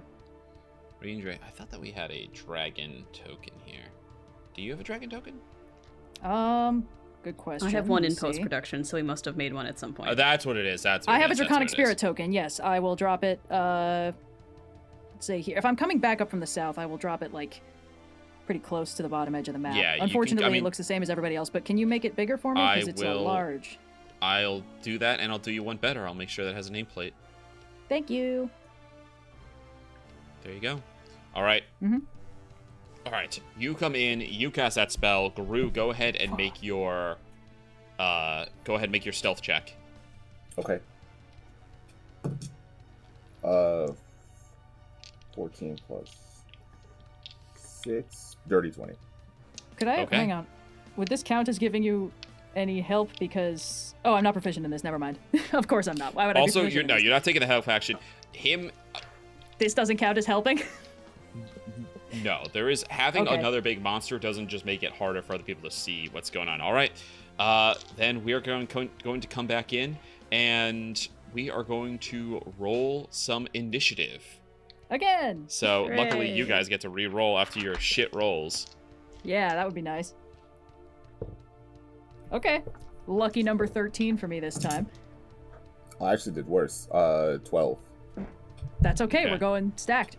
Yeah. Oh, 13 yeah. is my lucky number. 12 and 13. All right. Let's see. We've got a 17 for the Rallier. We've got a 13 for our regular guy. We've got all the way down a 3 and a 5. 3 for the Blitzers, 5 for the Terror Lizard. Actually, this works. Yeah. All right. With that, you come down over the trees, you cast your spell, initiative starts again. You hear Raga bellow something, and all of the Ralliers are going to get ready to do their nonsense. Yep. And he's already done his fireball. He is going to... Within 30 feet. I don't think you're within 30 feet. Range 90. I'm yeah, still that's- like 60 feet back, so. Yeah. No, he's good on this one, though. He is going to Arcane Lance you 3 times. This is a cantrip. Mm-hmm. So here we go, Triss. This is going to be... Makes 3 Arcane Lance attacks? Jesus fucking Christ. All right. This is a 19, a 21, and a 23. All 3 of those will hit me. Okay. Wait, hold on. I have my reaction back. You because it's been my turn. I'll cast shield, so only one of those will hit me. do. Okay. You cast shield, only one of them hits you. You take 21 points of force damage, I'm sorry, that's a cantrip? Holy shit. Okay, Yep. sure. and he is going to pull you horizontally 15 feet. 1, 2, 3. Sadly, he can't make you go vertically up or down. Raga So I'm slightly is going closer to the fight. Yes, Raga is going to use his villain action to have them all. This is the same thing. They all get to move. They don't know where Garou is. Austin, point of order. I've put the Draconic Spirit 60 feet in front of me as I was flying back into close. Technically, I'm not on the map yet. I understand this is annoying, but... Yes, it is. Yes. Okay. Cool. I'm still 15 feet closer. I'll be No, able to because get you 15 didn't get feet hit. further. There was 90 feet, so I'm within you're- like 60 feet, so I could close within my round. So Okay. I was within range for him to hit me. It's just I'm not on the map where you have me on the map. All right. So place you all the way back Sorry. here.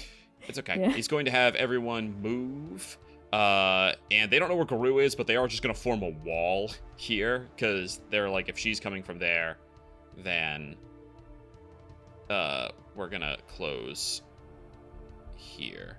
So this guy's going to move closer, and of course the Terror Lizard is going to get up right there. I like that line. And that like is that line Raga's turn. Raga is going to... Raga has a higher Go dex ahead. than me, I assume? I don't know that he does, actually. What's your dex score? Good question. Let me check. It is 12. 12 rollies. Fuck. Okay. 8. 18. Okay, Raga goes. So he will still go. Not that he necessarily wants to. He is going to make some crossbow attacks at the dragon. And he's... You hear he says, Couldn't leave well enough alone.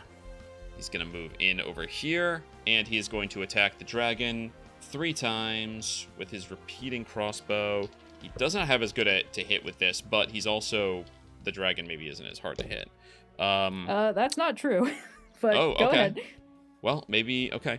With a +6, that's a 15, a 17, and a 25. Well, the 25 definitely hits. Let me just check real close. If I'm reading this correctly, the armor class of the dragon is 14 plus the spell's level, so 19. Jesus. So only the 25 hits. It is Okay. still a dragon. Yeah, but it's a summons. All right, it's going to take 7 points of piercing damage. Okay.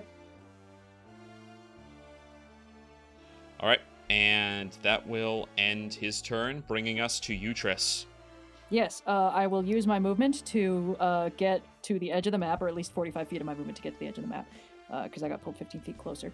I really don't love that guy constantly hitting me with shit. So let's see what I can do here. Yeah, that's pretty convenient. If I can get my Draconic Spirit to nudge itself 5 feet to the right before I drop a fireball on that location, it's kind of up to you. Well, does it get to move on your turn or after your turn? That's a super good question. Let me open the spell again. I believe the Draconic Spirit takes its action directly after me. I thought you controlled it on your turn with no bonus action. I could be wrong. I think... Hold on, might be one of those things that changed. Let's see. Shares your initiative count, but it takes its turn immediately after yours, so that's Yeah, kind of... in which case, no, you can't move it. Okay, then I will move my fireball 5 feet to the right instead. Okay. Sorry, to the left. The direction that will not hit the dragon. I understand. All right, show me who you're hitting. Spirit. Okay. I think that... Yeah, does that work? Yeah, that works. Okay, then that's gonna hit the guy, and then Raga, and 2 of those dudes, and the Terror Lizard, and... Sorry, 3 of those dudes. One of them was under my finger. Yep, and all it will right, just deck saves. barely grave. Yes, and actually, before that, my bonus action, I'm going to Sorceress Incarnate, so that deck save is at DC 19 instead of 18. Okay. My Sorceress Here we go. bullshit. You remember. Roll for the Blitzers. Hey, one Blitzer actually got a natural 20 is going to save. Hey, good job. And then we're going to roll for Raga and the... Oh, these guys both rolled really, really badly. All right, Raga's going to use one use of his rally to instead succeed. Mm-hmm. And everyone else is going to fail except for this one Blitzer. So go ahead, roll damage. Yes. I'm going to do this at the 4th level, so it's going to be 9d6. Also, I'm going to need to roll a concentration check on the dragon for the arcane bolt that I got hit by. Okay, yeah.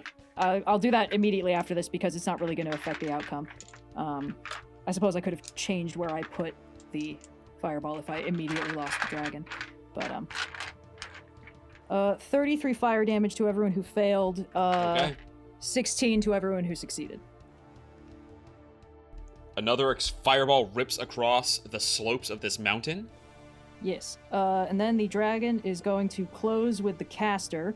Okay. With his fly speed of 60 feet. Sure. Let me see. He does... Let's see. Oh, the caster had Multi-attack? advantage. Let me double check, make sure the caster still fails. We're good. Okay, cool. Let's see. Multi-attack. breath weapon. I'm not sure which of these it's... Oh, these are both actions. Okay, then no, it's going to do its breath weapon and then close with the caster. So that's a 20-foot cone? Sorry, a 30-foot cone. That's nice. So actually, all those guys are going to need to make another DC 19 dex save. Actually, it's just the caster, Raga, and I think that's enough in the to be also hitting the... Yeah, the this is guy. con or dex? This is... Dex. Sorry, yeah. Okay. I mean, the lizard's gonna fucking fail. Yeah, fail. Alright. Rallier is against magic, so he will roll at advantage. Dex save is... He's gonna only roll an 18 and fail. Okay. Because it's DC 19, right? It is, yeah, because of my sorcerer's bullshit. And Raga will fail as well. Okay, damage to all of them. Great, okay. They're gonna take 2d6 cold. Type of spirit has resistance to. Cold. No. Fire. I'll give it fire resistance, because that also gives me fire resistance for the rest of this fight, which is nice. Okay. Oof, but that's that's almost minimal damage, so they all take 3 fire damage from this extremely cool dragon. Alright, and then... Wait, Okay, so here's the question. Is this something that I can heighten or... I'm gonna say with... no. It's an effect from a spell you cast. It's not a spell. That was my question. It doesn't count as the spell itself. Okay, great. Then after that, he's going to close with the caster to hopefully give him something bigger to worry about. Okay, and he makes an attack? That was his action, so I don't think he can also make an attack. Oh, okay. I thought you said he did both. Okay. Also, I'm fine on the con save because it was like a 16 and I took 20 damage, so we're fine. All right, Garou, hidden in the forest. You see that Triss and the dragon start wreaking havoc. What are you gonna do? Okay. I can do 2 things. Mm-hmm. I have access to Wall of Fire. I think you should do it. They're in a perfect line. They're in a perfect line waiting for you. All of your shit would be on the other side of the Wall of Fire. So, I can fly over it. It's only 20 feet tall, so... Yeah. You can probably jump that shit. It's fine. Okay. Alright, I'm gonna aura farm a little bit here. Yeah. And Garou's going to use his movement. Let me not use the ruler. To move right next to the terror lizard. Emerge out of the forest. Nothing personnel, kid. He's going to say, Raga,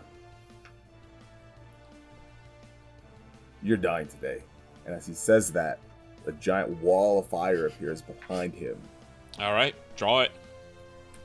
I'm so glad I chose to give myself fire resistance for this fight. Yes? Yeah, I suppose so. All right, what happens? You see a wall of fire springs up. It could be up to 60 feet long. Is this 60 feet?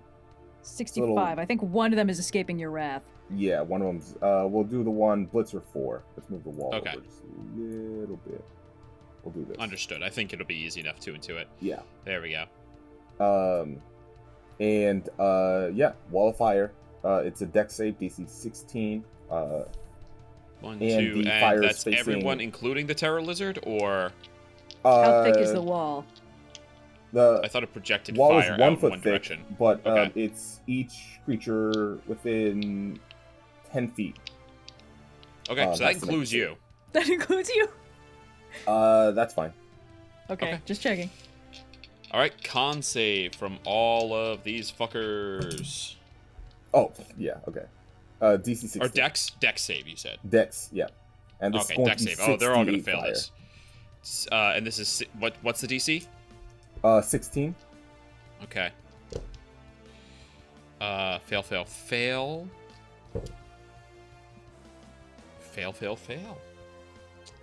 And then the lizard, fail. So it's going to be 26 points of fire damage. I'll take 13.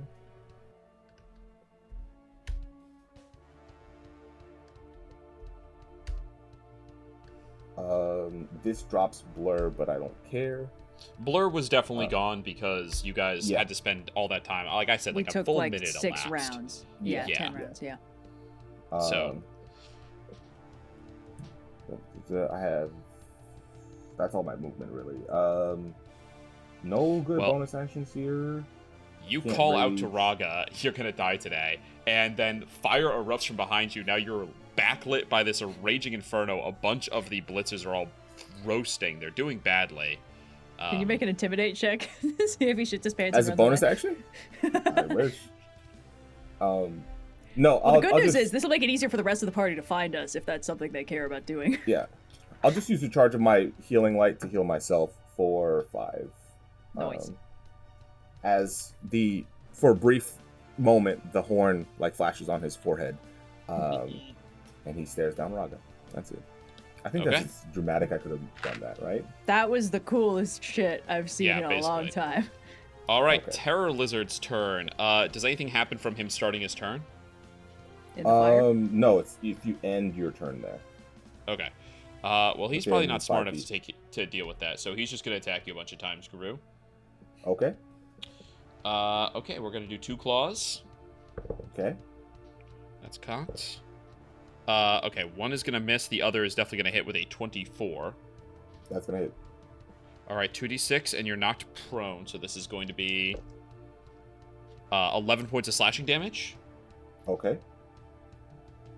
And then he is going to hit you with the head crest instead of the claw. This is at advantage because I'm prone. You're prone. Head crest, here we go. That is a natural 20. Silvery barbs.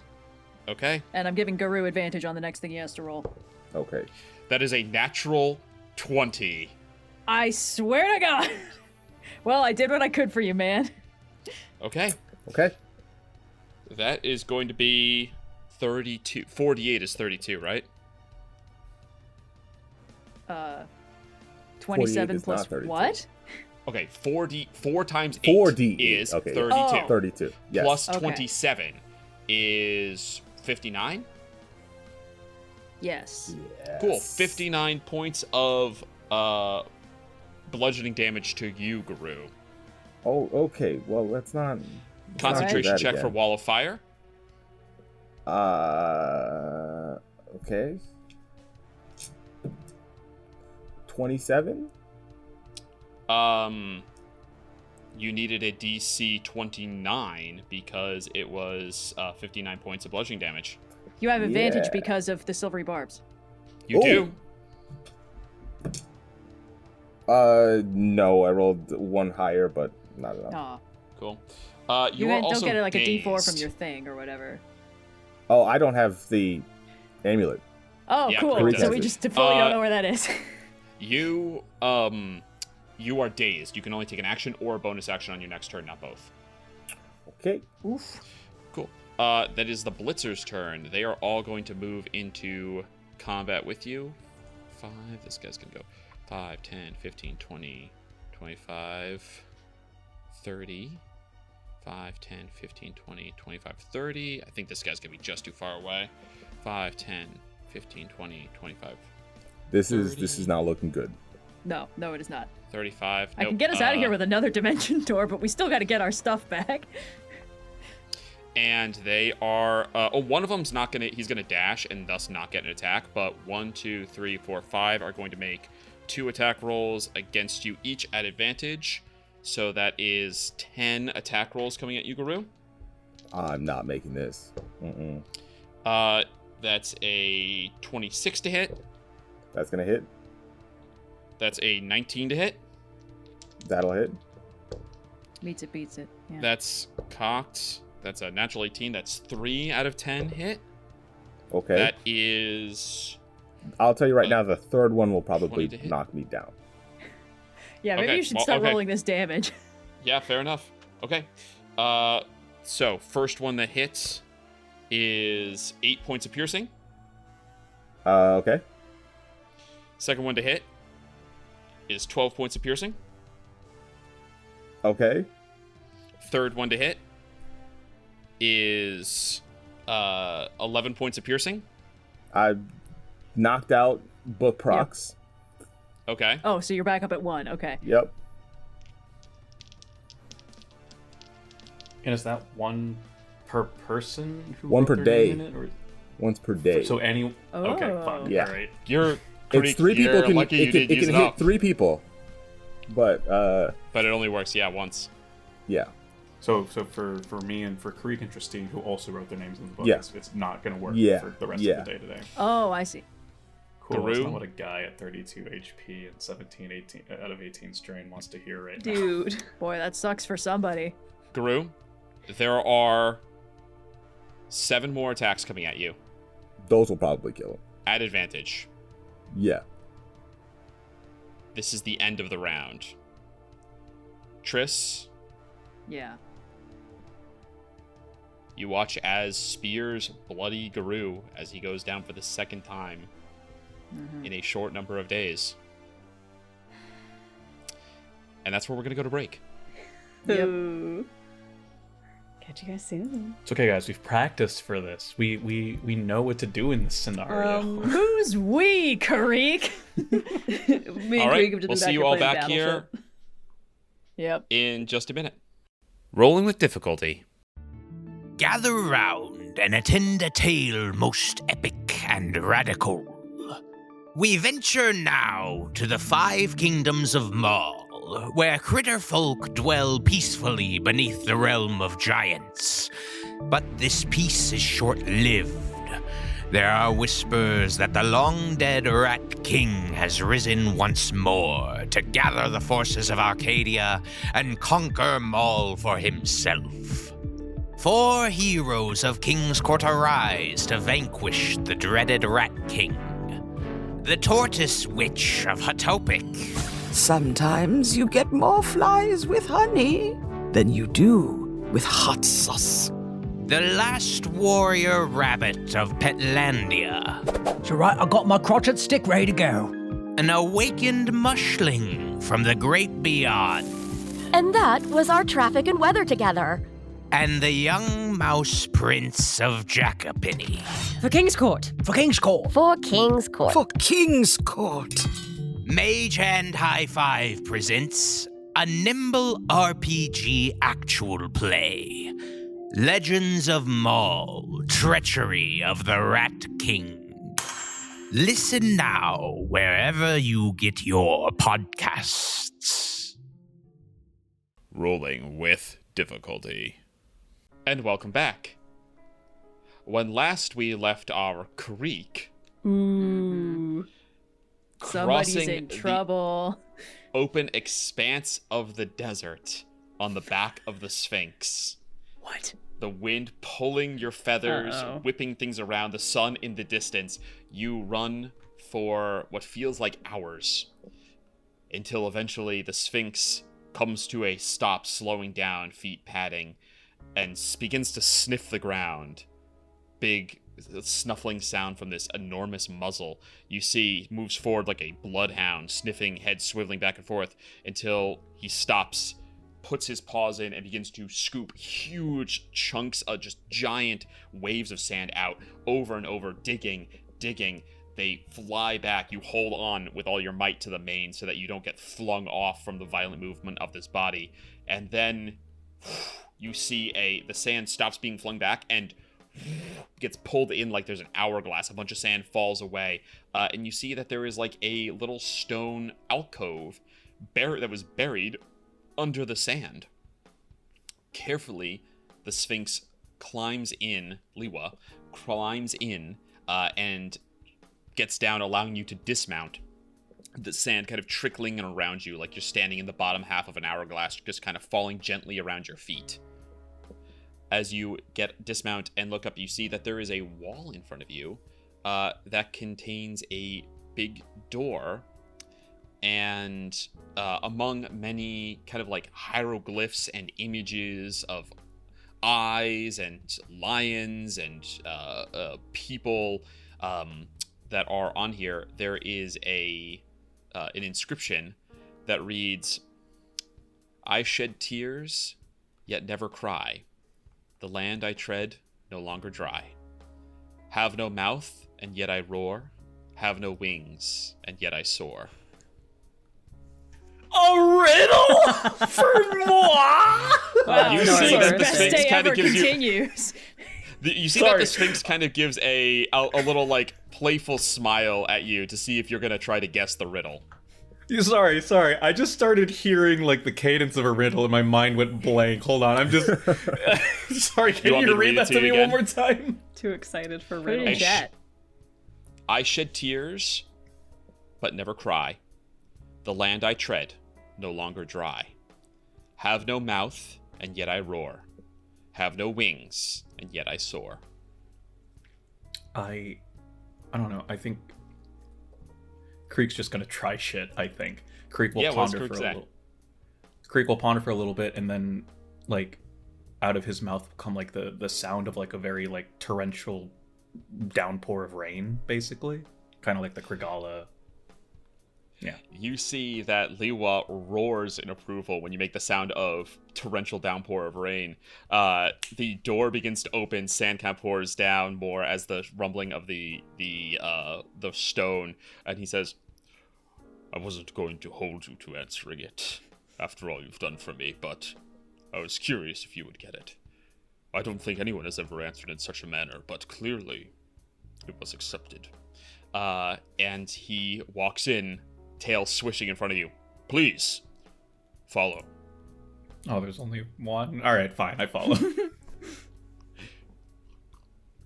You enter into a room, and as you do, floating candles all begin to light up this space. You see that it is decorated very luxuriously. There's like a big couch off on the side and carpets all over the place. There are bookshelves with like little cobweb trinkets and things like that. Across one wall, you see that there is a beautiful mosaic, these vibrant tiles that depicts a... You realize that you're looking at basically a map to the Library of All Knowledge, because it's exactly as he described: the underwater plateau, the deep sea reef, and then a building with many spires all the way at the end. There is also a shelf here that has 4 jars. Each one of them has an animal head. There's 4 canopic jars sitting on the shelf here. What are they of, Austin? I don't. How would you know that? They're not transparent. Oh, okay. I did not know what canopic jars were. All right. Canopic jars are like when you get mummified, it's what you put your organs in. Yeah. Your organs get put in there. Gotcha. They're no opaque. like markings or anything. They're made out of well, clay. they each have a different head. Of typically, it's I think it's like a baboon. There's a human head. I don't have them all memorized, but it's 4 animals. Do I see something? There's a lion. There's a lion. Yeah, there's a lion. There's an eagle. There's a baboon. And there is a goat. I don't know if Kireek has ever come across a sphinx, or if Kireek would know the, traditional mythology surrounding a sphinx. But does Kireek notice like elements of those animal parts on the sphinx? That kind of thing. Sphinx definitely has wings, and it is lion-like. So the lion and the eagle perhaps make sense. But you see that he says, Come, rest yourself. I can tell that the labors you have undergone have taken a lot out of you. Yeah, Kireek is going to find like the softest part of a rug or whatever and just kind of fetal position onto it. Yeah.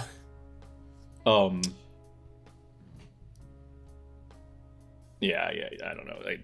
I don't think Kireek is going to argue much. Yeah. Do you want to take a rest? I think Kireek will Keeping in mind, Kireek doesn't know anything that's going on. Yeah. Of course. Yeah. Are you resisting a rest?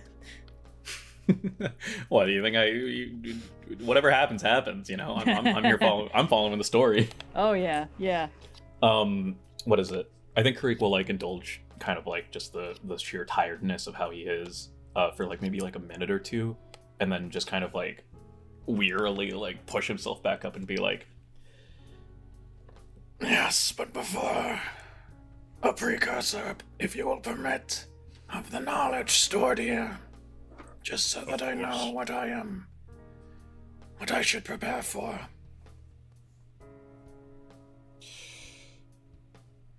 a gift.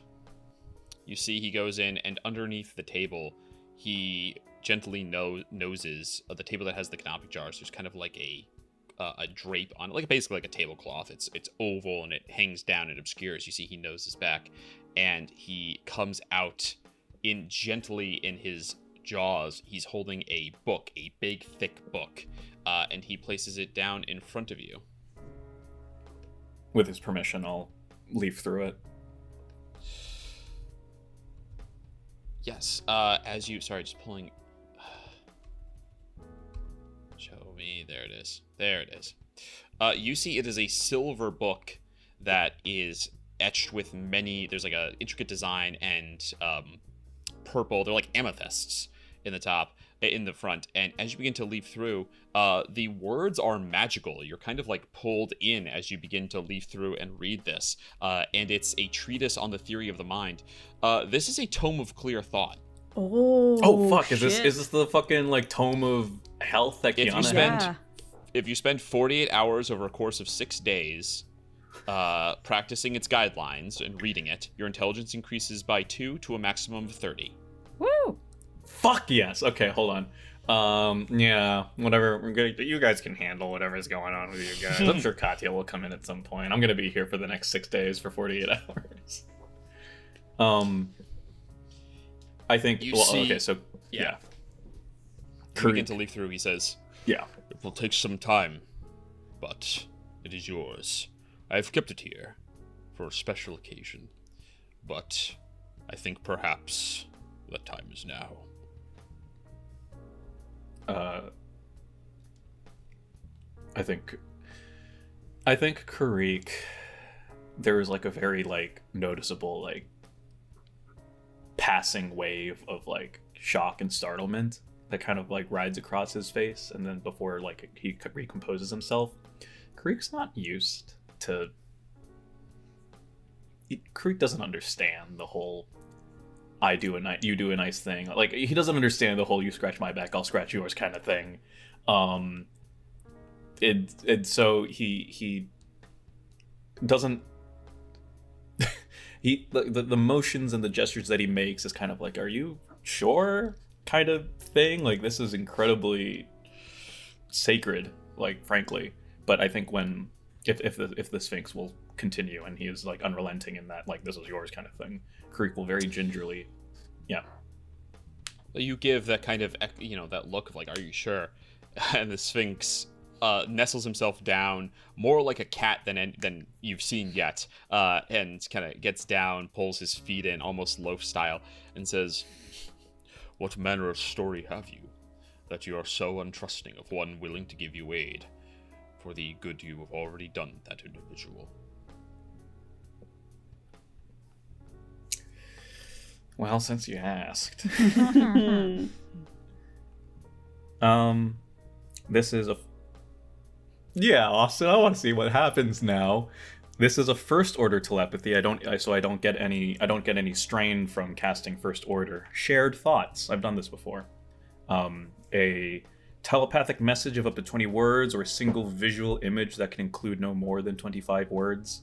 I'm only going to do this the one time, but it'll basically just be like it'll be like the image that Kireek will convey to the Sphinx is one of like him on the operating table with the sever and the sinew, like actively in the process of like a vivisection or a grafting or whatever, You send this painful memory to Li Hua's mind. Go ahead and make your wisdom saving throw, please. Okay. DC 11, because it's a first order power. Yep. And I don't care what the fucking roll in the dice is. I'm adding my 3 pressure points to this. Yeah. Yeah, I needed that. That was a 12. Okay. Very good. Oh, shit. Fuck, hold on. Yeah. Because of all the strain that I have accumulated, I have disadvantage on wisdom and charisma saving throws. Okay. If you take an extra strain, do you just pop like a grape? I'm at 17 out of 18, so I don't pop like a grape yet. Okay, cool. Just checking. That's fucking crazy. Yeah, 8. Total of 8 on your wisdom saving throw? Yeah, let's do this, Austin. You, for a moment, wait, no, you're not in combat. This doesn't, my mistake, this doesn't affect you. It's only in combat is the rule. Oh, in combat. Oh, okay. Yep. All right, then. My mistake. So you're actually all We're good. fine. You feel a little bit of psychic stirring in the back of your head, but you are you're possessed of yourself here. Not in combat. You're okay. Yeah. All right. So you go ahead. You transmit that thought to Liwa, and you hear a deep, sad rumbling in the back of Liwa's throat. He says, "Terrible to see what some individuals will inflict on others. I've been to many places. I've spoken with many. I've read many texts. I have lived many ages. I still do not understand the impulse that some have to inflict pain.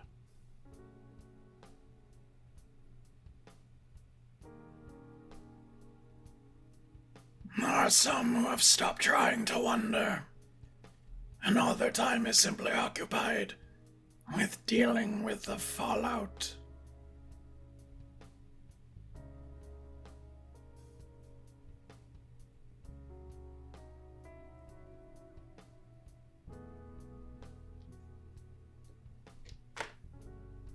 But Can the you message say that one more time, understood Noir? and Because my internet my internet's went out just for a moment. So can you repeat that?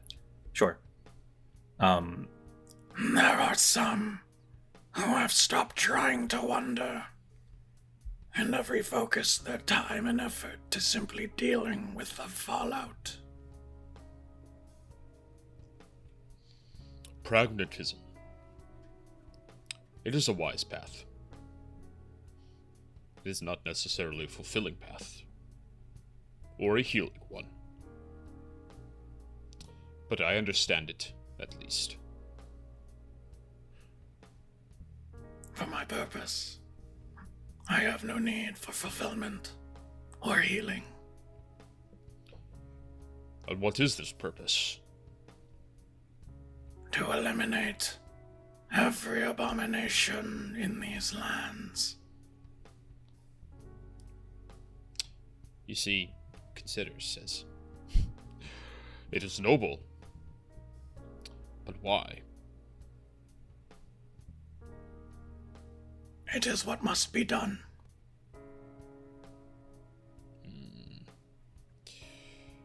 That does not feel like a true reason, if you forgive my probing. I have grappled with such a reason. It is true. At one point, not long ago, I thought it was. Atonement. But I have seen the effects of atonement in even more recent time.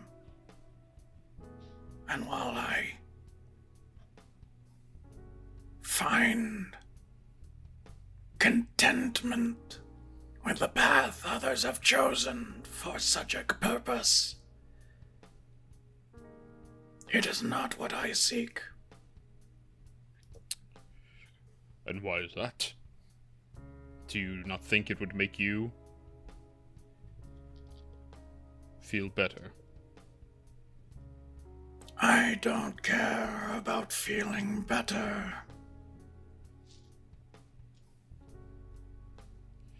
Is that because you are selfless? Or because you are self-destructive? For my purposes, there is no difference. Powerful, yes, but still much to learn. That is true of you. Forgive me. I do not know that I have learned your name. Kireek.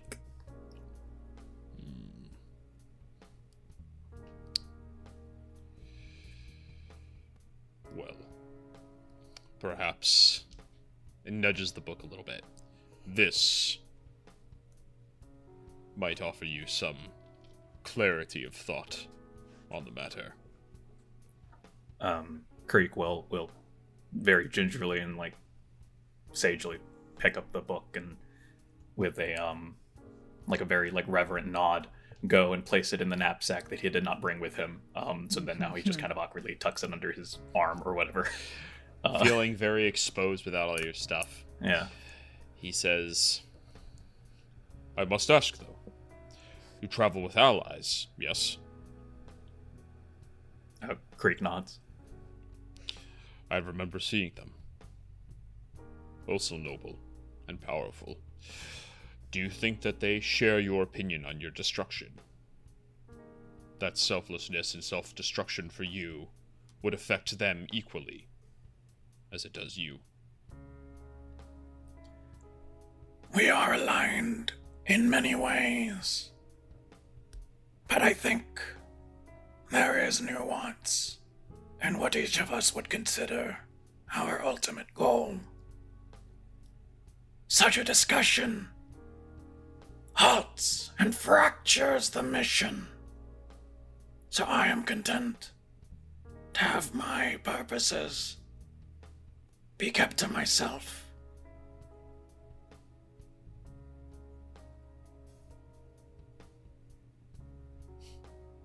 It is a difficult road to journey alone. I have spent much time alone. I would not wish it on anyone. Hardship is an old friend. Must it always be so? No. It will not be so for me either.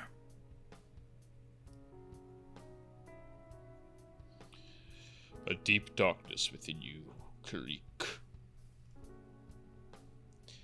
I only wish that were within my power to lift it. I said it before and I say it again. There are no gifts necessary, no life debts to be paid. That is not for you to decide. It would weigh on my soul, and that is sufficient. And then it is not for me to debate with.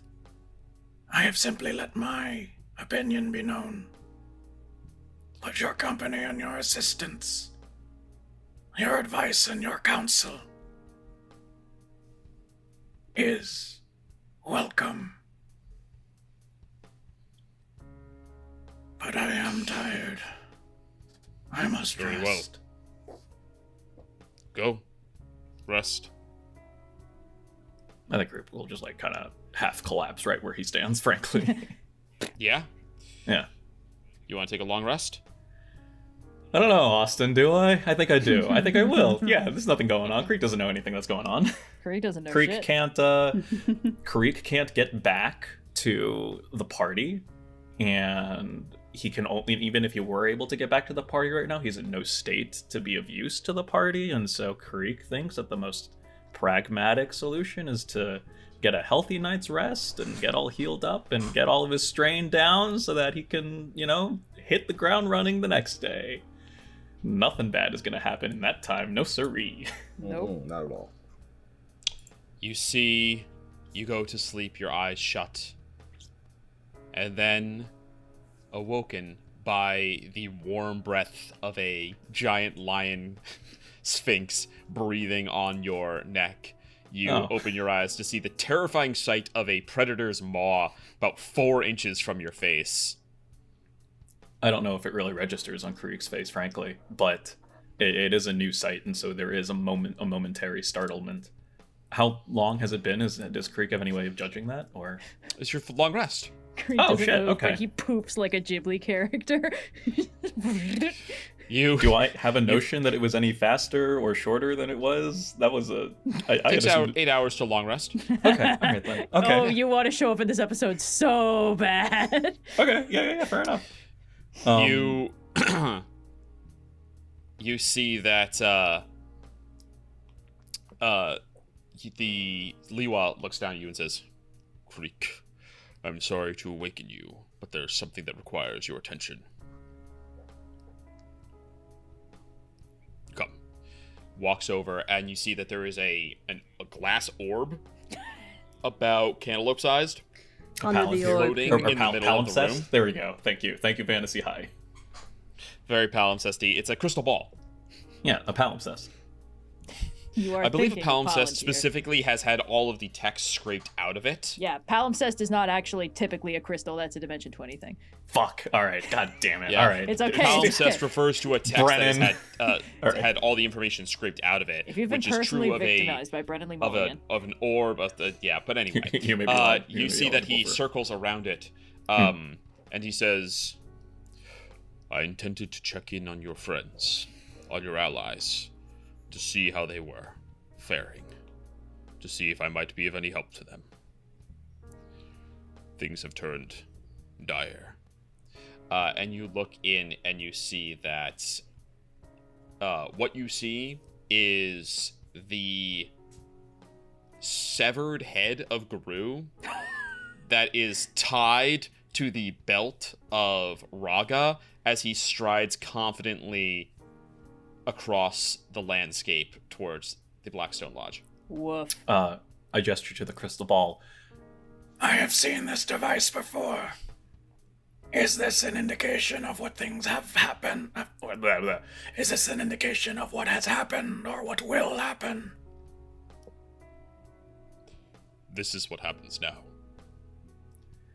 It appears that in your absence, things have gone foul. Luckily, I am well versed in reviving this one. Let us be off. Nay. I can do better, for I swore that if it were within my power, I would do it to aid you. You see that he puts the orb, the crystal ball, away, and then he says, "How long would you like?" You will require time to travel to them. But, if you wish it, you may have time to consult your book as well, or indeed see to other tasks. But be careful. It is difficult to exist at the same place at the same time as another one of yourself. Oh, Kireek. What is the cost? For you, it will be nothing. It's on the house, pal. I meant on the body or the mind or the soul. What is the cost to maintain such an effort? My cost. As long as we do not travel too far back, it should be trivial.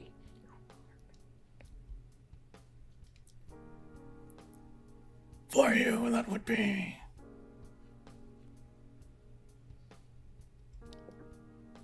days, perhaps a week. You should not feel any adverse effects. But you must be careful not to travel to a place you already are. I would suggest waiting until you've already left.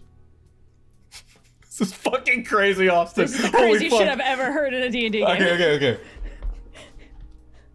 Will it be here? Or will I be transported to another place of my choosing? You will remain here. Travel afterwards will be up to you.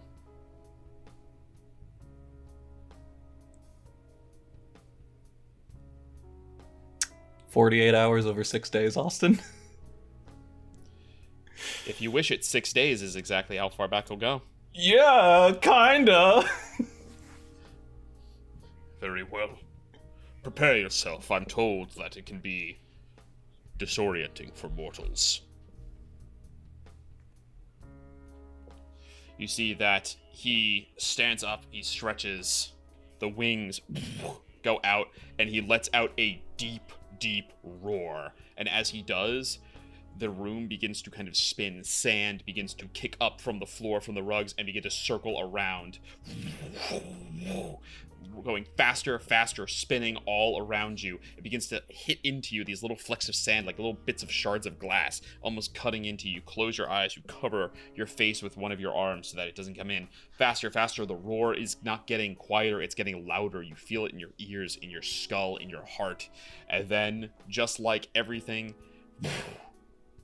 it all stops. The sand falls to the floor. You are ruffled, your feathers all disarrayed. And the Sphinx says to you, 6 days. You have 6 days' time. Then you should emerge before your past self arrives.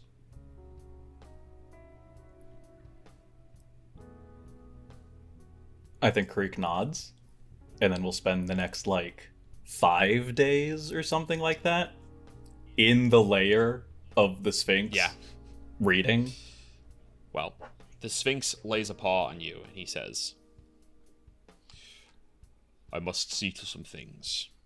Using this power costs me greatly. It is, in many ways, forbidden. But I shall return when it is sorted. If you need aid of me, you may find me here. Hopefully.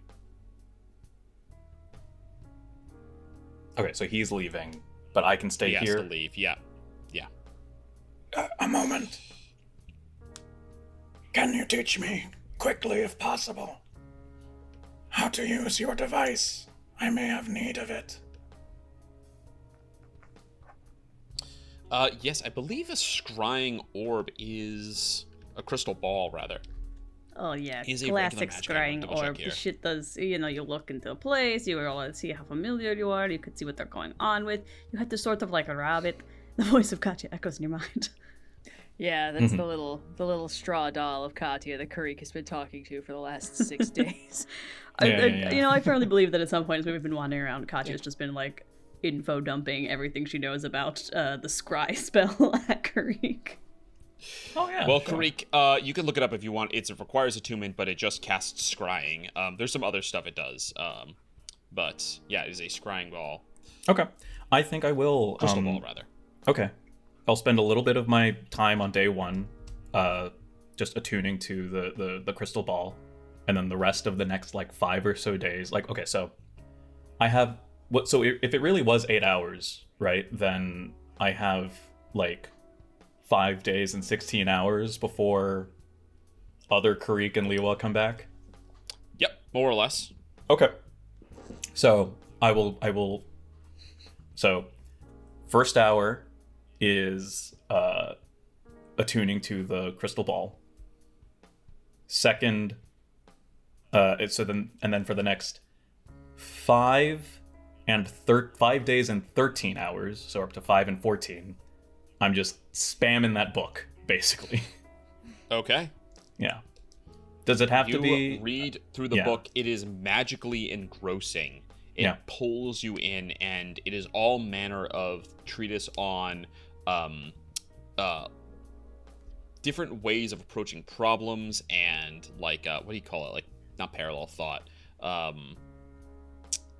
you have to, think about riddles different ways.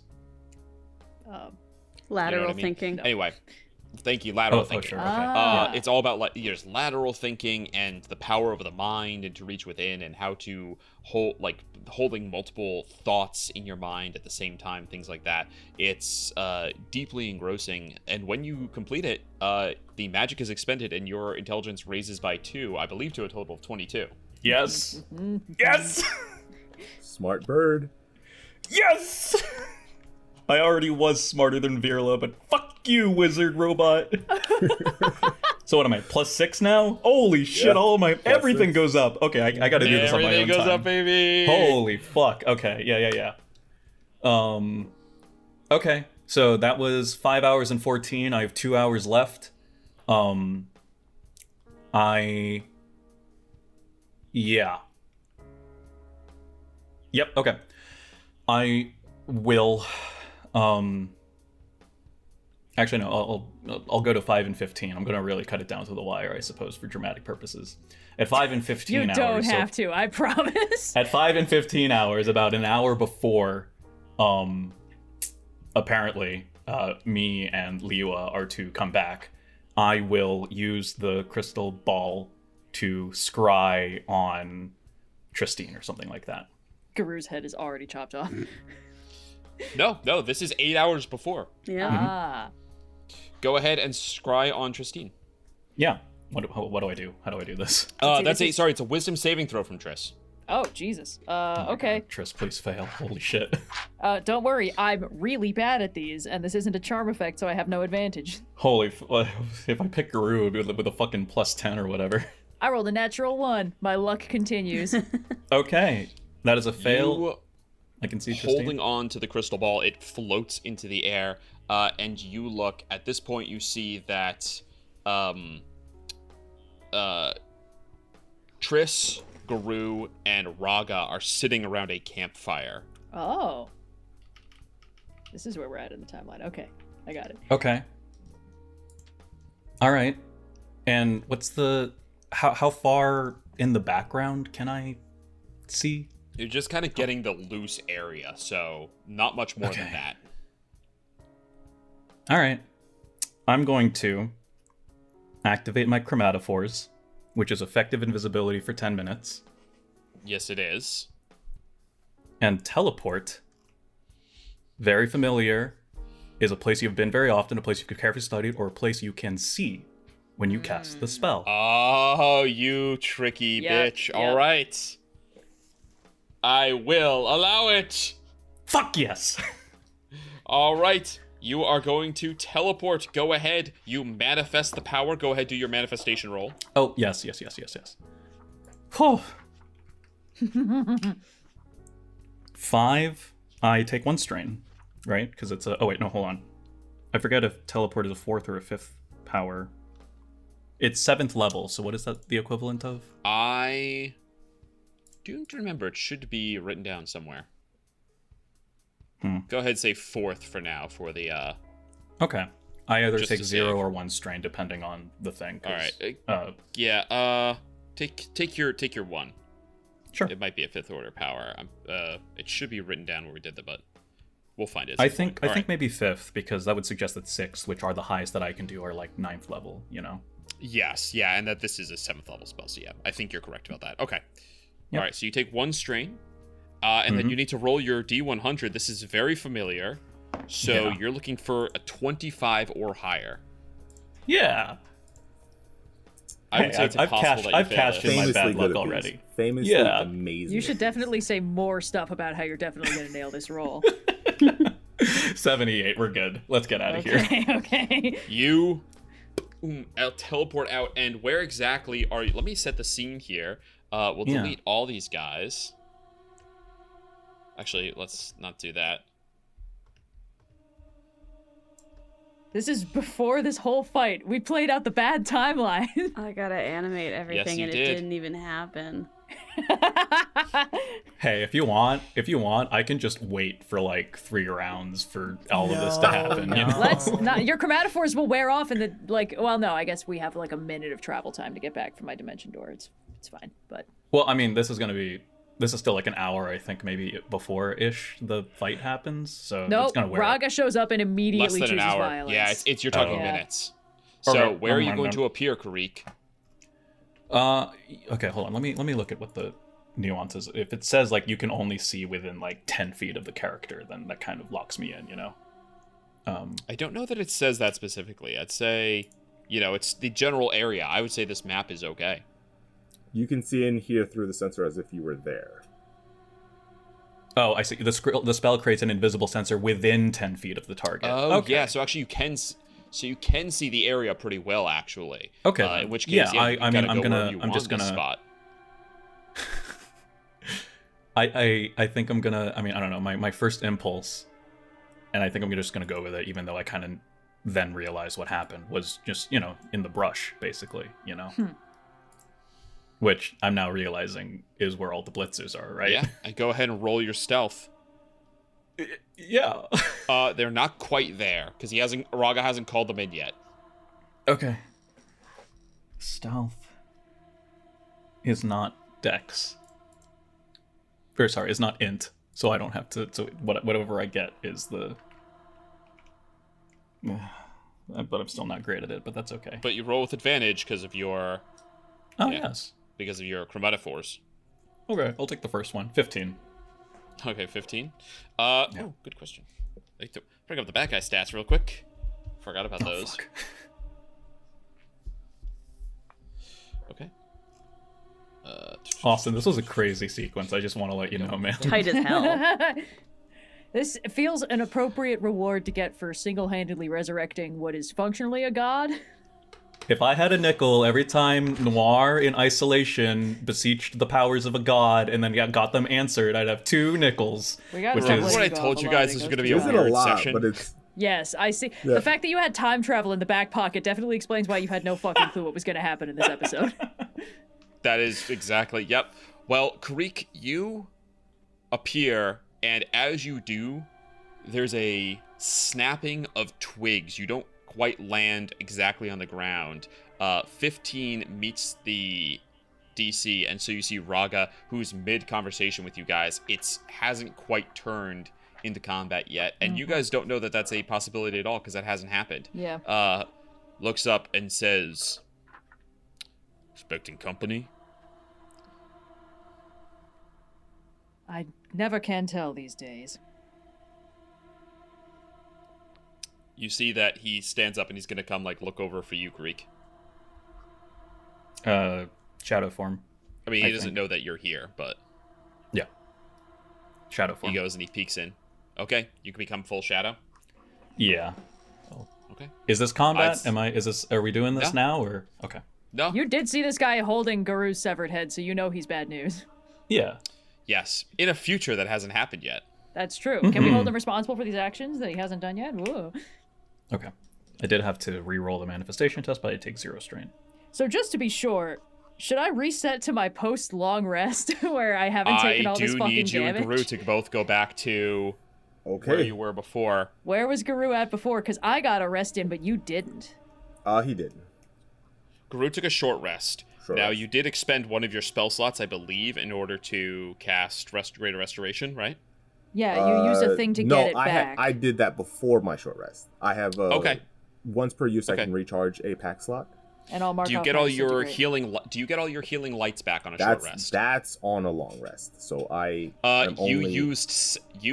before you took a short rest, you had 83 HP. You had no spells left. You got all those back. You had used 1 rage, and you had used 7 healing light.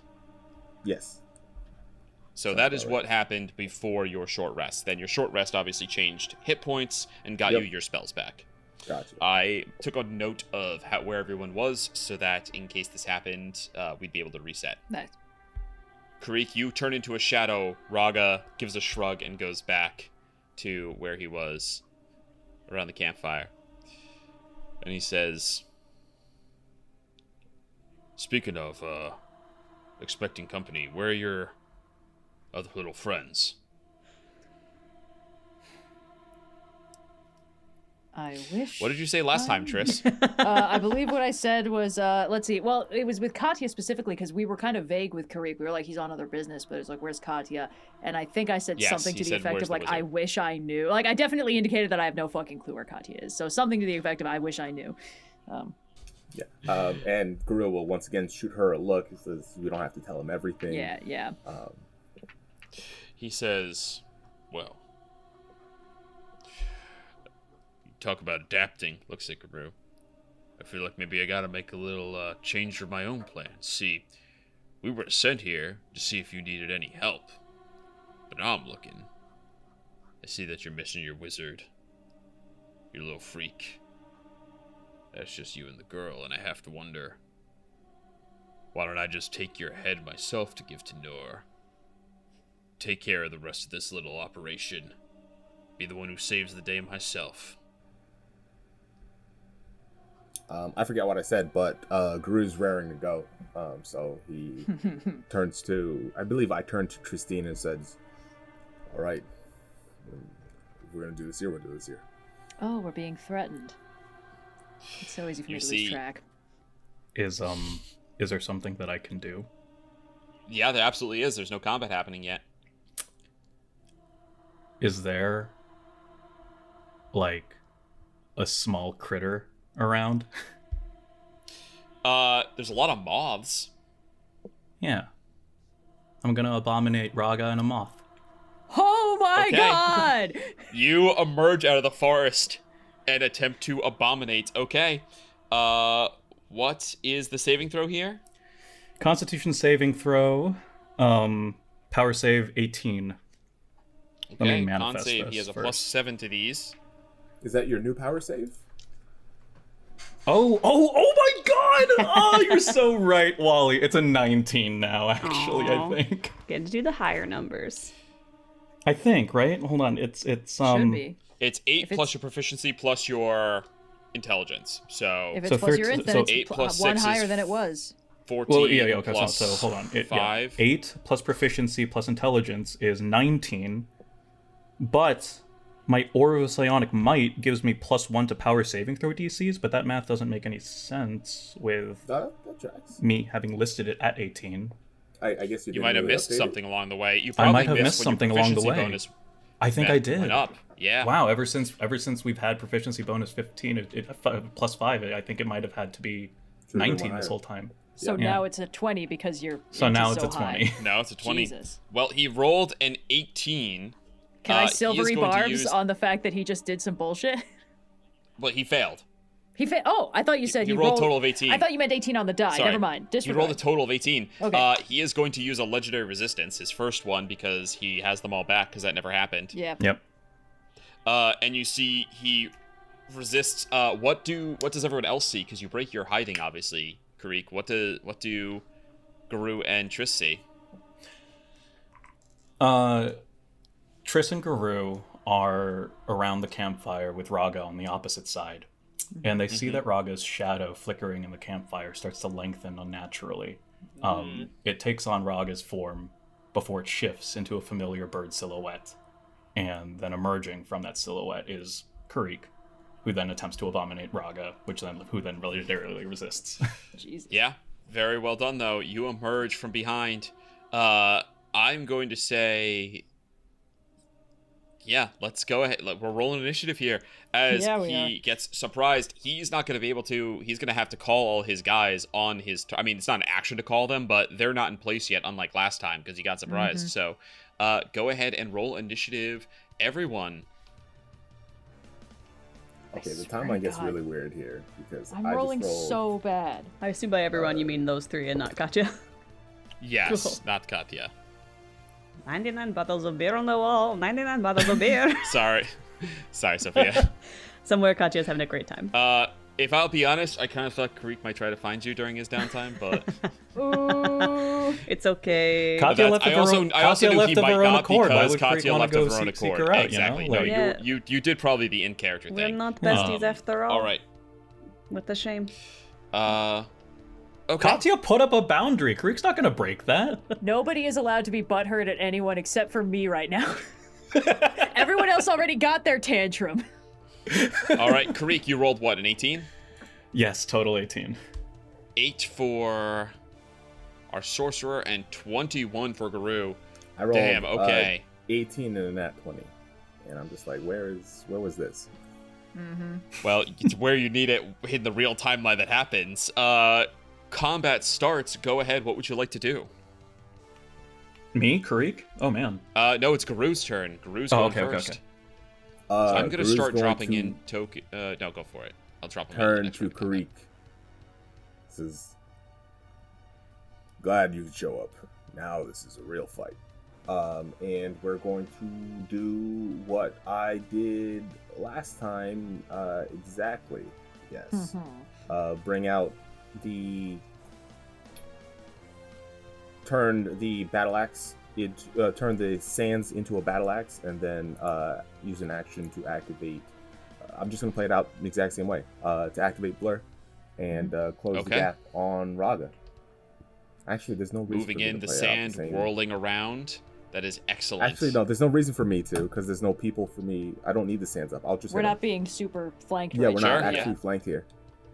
So, right now, as far as we know, it's just one guy talking shit. Yeah. So Garou will hit instead. Nah, he won't cast Blur. He's just gonna hit. Okay. Reckless. Where's the battle axe? Okay. First hit. I don't think that's 19. That'll hit. Okay. D8 plus 2d6.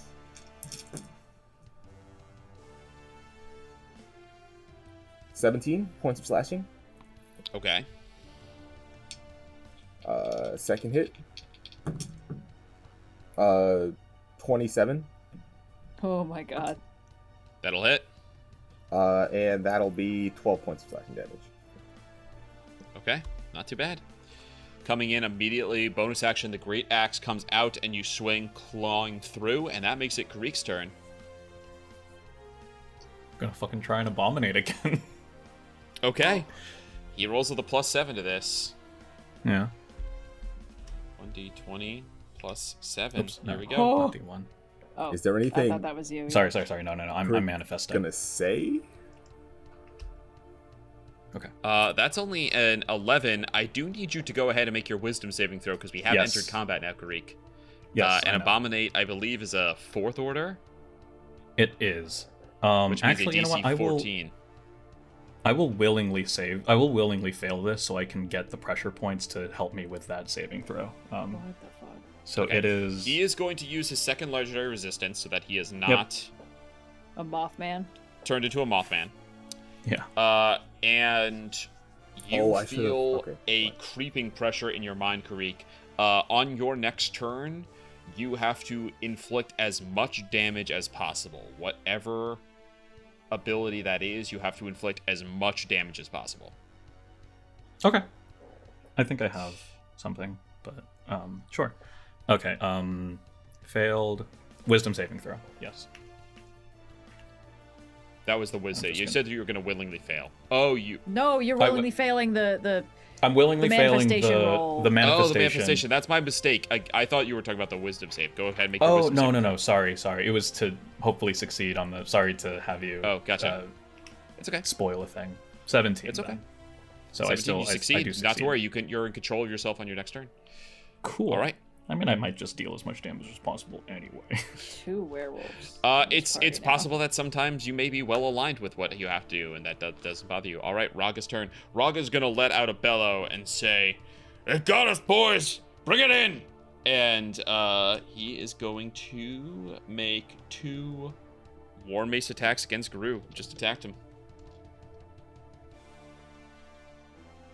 He would rally, except he feels like he needs There's to save no his guys here yet. legendary saves so that he doesn't well, he does have a thing, close in. That's what moves people. Rally is a bonus action that does a bunch of shit for him, but he has to spend those as legendary resistances, and he's learned Kireek can do something fucky to him, so he's going to hold on to those.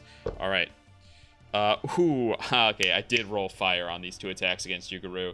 Okay. I did get a 24 and a 26. Okay, yeah, both hit. Okay, D4s. Fuck off, D4s. D4s. D4s. All right, that is 5 plus 4. This is 9 on the first one, bludgeoning, and 3 plus 4, 7 on the second one, bludgeoning.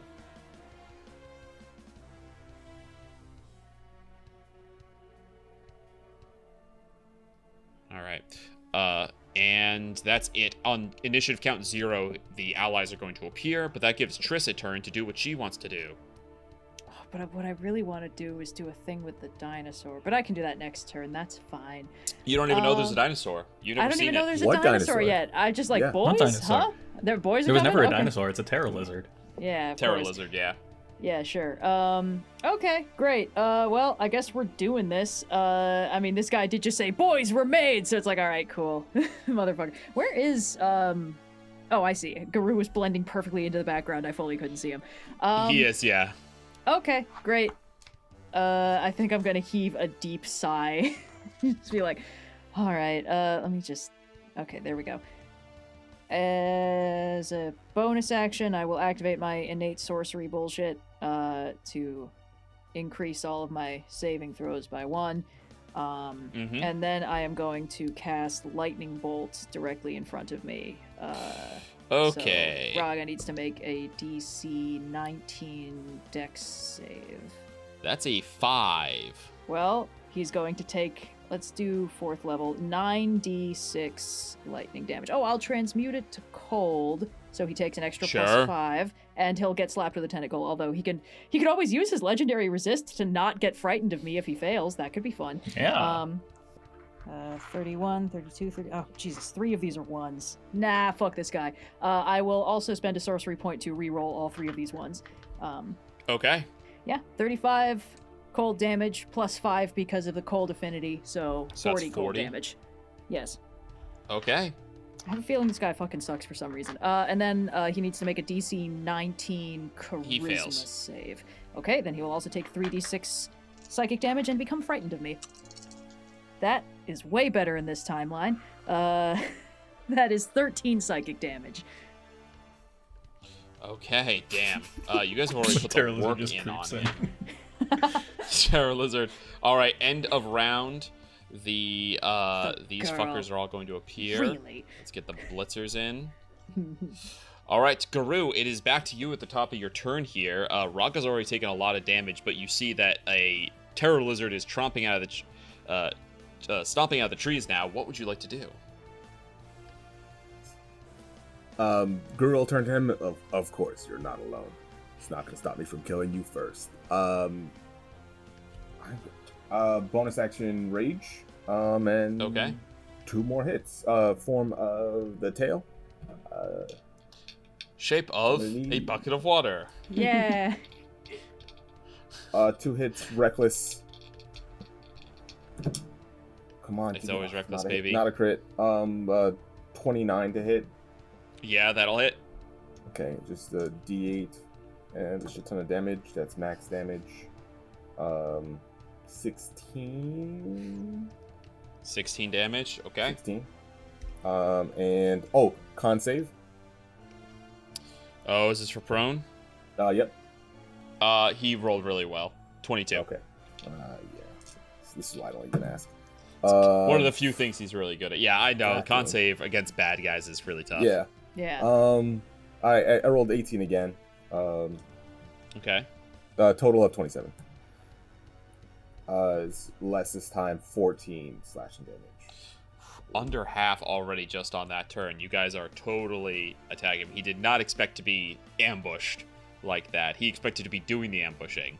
Yeah, it turns out ambushes are really fucking devastating. All right, you got anything else you'd like to do? No, that was rage and 2 attacks. I need my reaction for something really fun. He is going to use close in, so they're all going to get to move their speed. 30. All right. Cool. Now it is Kireek's turn. Kireek, these guys all rush in. Oh, everyone needs to make a wisdom saving throw to avoid being frightened. Oh, right. Ooh. Shit. All right. Okay, all right, I'm good. I don't know. That's 17? a 13. I think I fail. That is a fail. 17 succeeds. Okay. 16 succeeds. Okay. Don't forget your armor can help with that, Garou. Oh, right. Yes, bonus action I can remove frightened. Charmed or frightened, wow. Yeah. Yes. Oh, wow. All right, Kireek, it is your turn. Sorry, can you explain to me again the difference between the Rallier and the Blitzers? The Blitzers are melee spear fighters. The Rallier is a full-on caster. He's a tiefling. He's like half naked from the torso up. He's got these brilliant bracers. Oh yes, he's the one with the gems. Casting spells. He's going. Gotcha. Hands are going. That's the one I'm going to abominate with Raga now. Sorry, Austin. How does frightened work? One of them has to be a beast.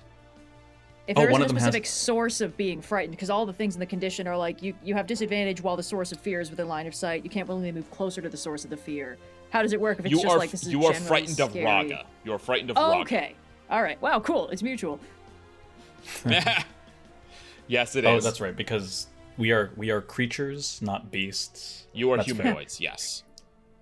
But humanoid. And so the tiefling rallier is not a fiend or anything, right? Correct.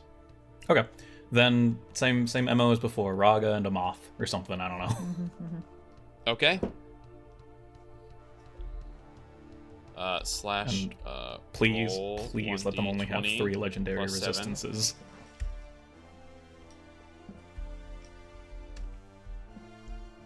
Here we go. That's a 26. He's good. Okay. Then I will. So there's a 5. I don't take any strain on a 4th order power. I will gain strain equal to half the power's order. Nope, not that one. Gain strain equal to the power order to force the creature to reroll with a -5 penalty. Yep. Okay, he will reroll with a +2. I do need you to make your wisdom save. Yes, you're right. +2. So, okay, hold on. I do save on the manifestation. He fails and will fails. use his final legendary resistance. That's fine. Dangerous thing to tell us. I think. I mean, I will gain some creatures do have more than 3, but not Raga. Yeah. Yeah, I will gain 5 strain, but then I will use my bonus action to immediately vent it, so I don't take any detriments from that. Now I just have to roll the wisdom saving throw. And I will dump all 2 of my You also have remaining my talisman. talisman. Some call that Oh, both. you know what? You're so right. The talisman. Yeah, you know what? I don't know what's happening, man. Oh, a natural 20? I didn't need it. That's Crazy. Ooh, baby. All right. You're still good, baby. That book Yeah. is really working. The book is doing nothing with this wisdom saving throw thing. It's about all these mindfulness techniques, like focusing on your breathing and stuff. Yeah. All right. That's everything. I'm not going to move. Cool. It's the Rallier's turn. He's not going to cast Fire Explosion. Each creature of his choice! Ha ha ha ha ha ha ha! Each creature of his choice. He's going to cast Fireball, and he's going to make every other creature not have to make a saving throw. You see he casts Fireball, reaches out, snaps Fireball, but it condenses down and turns into 3 pillars of fire. So I'm only going to need Triss, Garou, and Kireek to make dexterity saving throws. Hilarious. Hold on, do I have disadvantage on this because of frightened? No. Ability checks and attack rolls. We're fine. Okay. That is a 19 for Garou. That's a 19 5.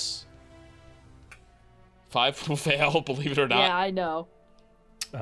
Dirty 20. Dirty 20 will succeed. Cool. All right. If you failed, you take 38 points of fire damage. If you succeeded, you take 19? Oh, for my reaction, I'm going to Yes. cast Absorb Elements, so I think I take half that, actually. Yeah. So you will also take 19. Yes, good. Actually, no, you won't. Pervasive magic. Damage from Argon spells ignores damage resistances. Cool. So you Okay, cast so that absorb was elements useless. to Good to know. absorb to become resistant to fire, and you do not become resistant. You are, but it doesn't. It goes right through. Cool. Okay, that's his whole turn though. He's not gonna teleport. Which brings us to Raga.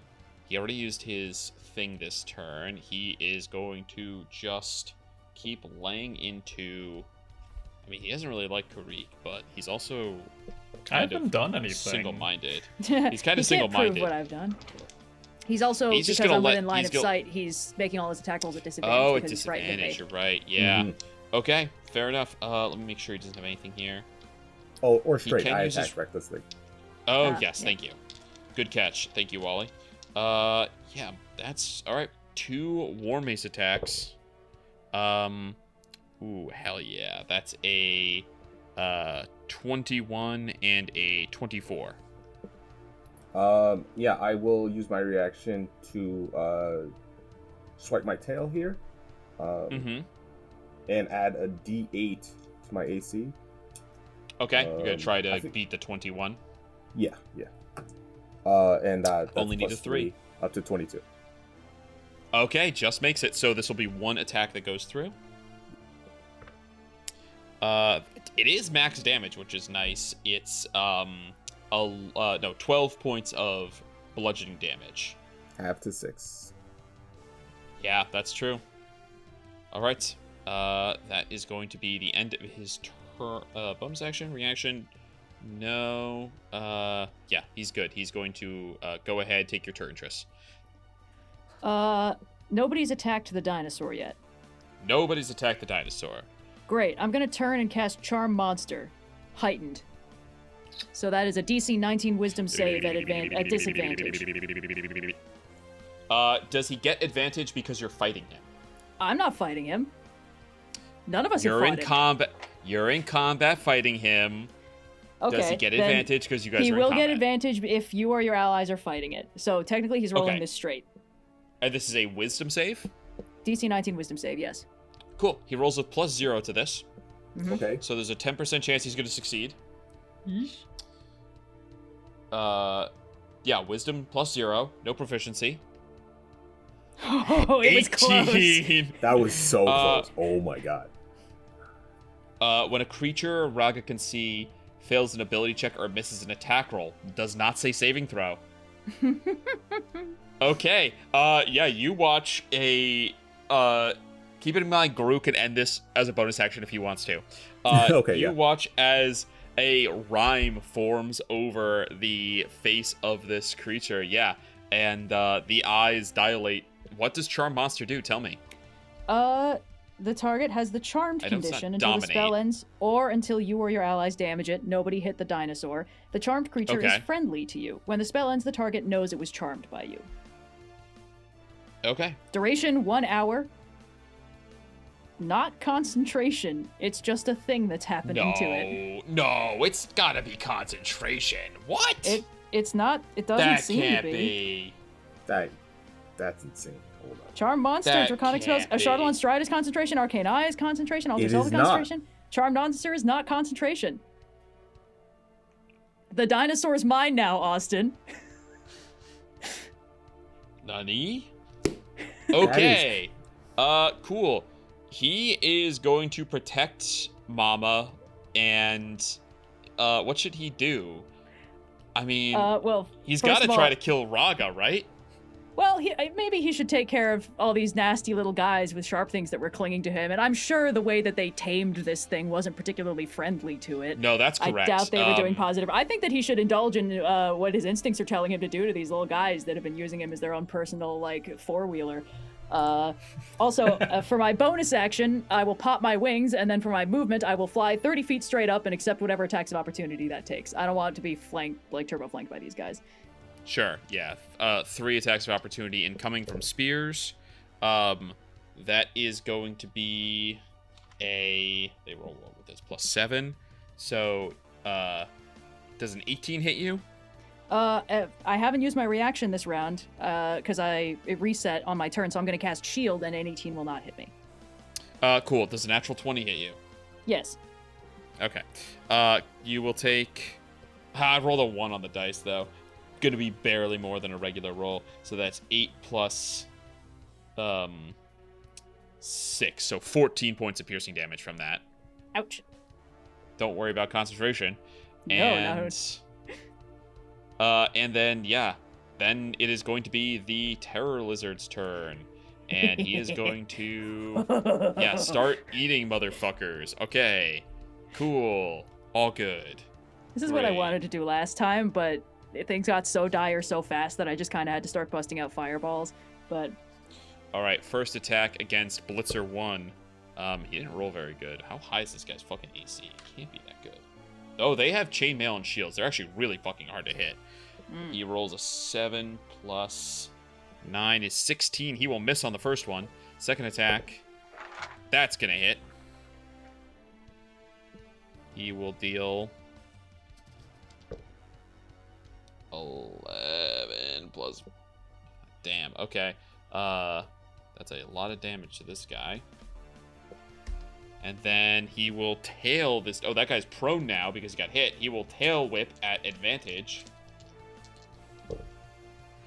That's going to hit, definitely. And deal... What is his tail whip? 2d8. Okay. pretty chunky, like 30 points of damage to that. Nope, not additional 30. 30 points of damage to that blitzer as he claw, and then boom, turns and slams him with a tail. That's the end of the Skiz's turn. Now the blitzers are going to go, and they have to make some choices about what they do. And you see Raga says, No! The bird! And some of them are still going to stay on Garou, but others are going to circle around to attack Kireek. So we've got 4 attacks coming on Garou at advantage. Nothing he can prove in a court of law. He made all his saves, as far as he's concerned. He can tell he keeps having to save against you. Cool. 2 spear attacks against you, Garou. Sorry, 4, because they each make 2 spear attacks at advantage. First one is going to hit really high, so that is 8 points down to 4 piercing.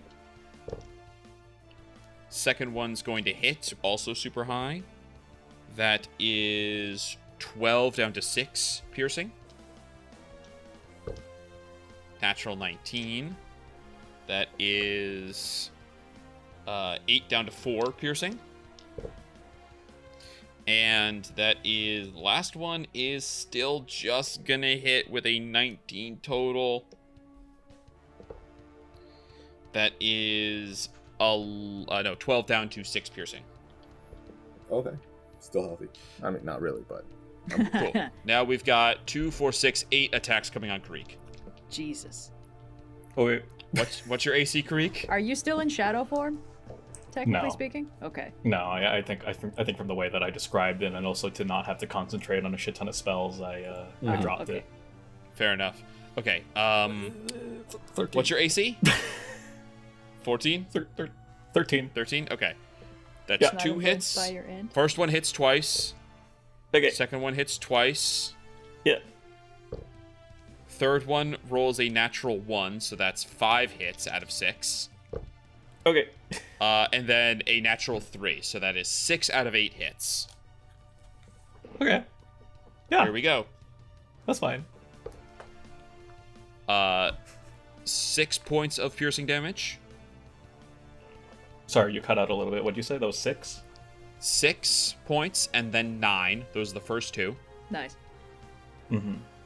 Yes. Third one is 11. Mm-hmm. Fourth one is 8. Mm-hmm. Fifth one is 9. Mm-hmm. And the final one is 7. Okay. Okay. How are you doing hit point wise? I went from 89 to 39. Okay. Cool. It is now Garou's turn. Garou, Raga is doing bad. Oh, this is, hold on, before, you should have used this before, then you would have been stuck. Okay, before your turn, he is going to use Lockdown. Each ally within 60 feet can make a strength check to grapple an enemy. This means that in time. Yes, you did. This means that Kireek is almost certainly going to fail. Kireek, you have to make 4 athletics checks, and Garou's almost certainly going to succeed and not be grappled. But we can roll checks. For it. Athletics or acrobatics contested 25. by... Okay, checks, not saving throws. 26. I have disadvantage on these. All right. Yeah, the 2 guys trying to trap Garou roll a 1 and a 9. Ooh, And how many did you say I have to make? 4. 4. 4. Can I be grappled by more than one person, or if it's just the moment I fail, I stop? Don't worry about it. The first guy rolls an 18. What'd you get? The unofficial motto of the podcast. 2. Okay. 2. I rolled a natural 1. Okay, so you're grappled. Then Raga gets to move his speed without provoking attacks of opportunity, which is 35 feet. Cool. It's he's not really gonna help him. scared. That's not gonna help him that much. It's Garou's turn. Yeah. Garou's going to look up at the sky at Trystine And he's going to say, Raga goes down. The rest won't fight. Understood. Bonus action. I can do this while raging. Yes, you can. Says to Kireek, stay up. But Raga needs to go down. And 3d8. Healing your way, and as he passes you by, you see the unicorn horn flash on his forehead. But you can still see his eyes glazed over. Some of the bloodthirsty Garou is still there as he rushes towards Raga. Spellcasting while raging, very cool. This is it's 16. Nice, 16 healing. And then recklessly forward towards Raga. If there's attacks of opportunity, he'll take them. He does not. They've all taken their turn since then, so you're gonna take 1, 2, 3, 4 attacks of opportunity. Okay. You haven't technically attacked reckless yet, which means these are not at advantage. Correct. Hold on, reroll. That was cocked. Okay. It's only gonna be 1 hit. Okay. And I rolled minimum damage, so that's gonna be 6 points of piercing down to 3. Okay. Cool. 2 attacks at advantage, reckless. Come on. 1 crit. Come on. No 18. 2 total of 29. 13.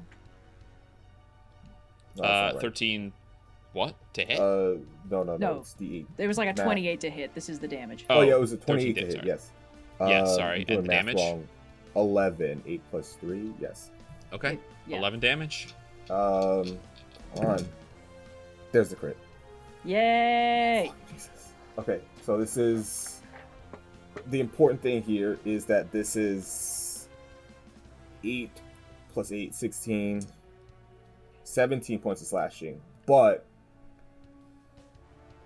he's now vulnerable to fire. Damage. Yeah. Wait, if it's a crit, it should be... It's only 17 with a crit? Yeah, it's just the dice, which is just a D8. Oh, okay. Yeah. Plus sorry, 8, I'm just so which used is to my such a rage big and thing. Damage bonus, and then I rolled a 1. All right, you come in and cut, and you feel goes through armor into midsection, and you feel. He lets out a roar. Blood begins to drip out of his mouth from that. That was a devastating hit. Anything else you want to do? You did your action, bonus action, movement. You're all good, right? Yeah, that's everything. Okay. That is Kireek's turn now. Kireek, you're surrounded, but a little bit hardier than before. Yeah. Wait, sorry. What was was I given a benefit or something like that? You were Sorry. healed Nope, for healed. 16, You were I healed. think. Yeah. Okay. Sorry. Yes, I was trying to think of like other things to do. I hear Garou's thing of like, stay up, but Raga needs to go down. I will shout back.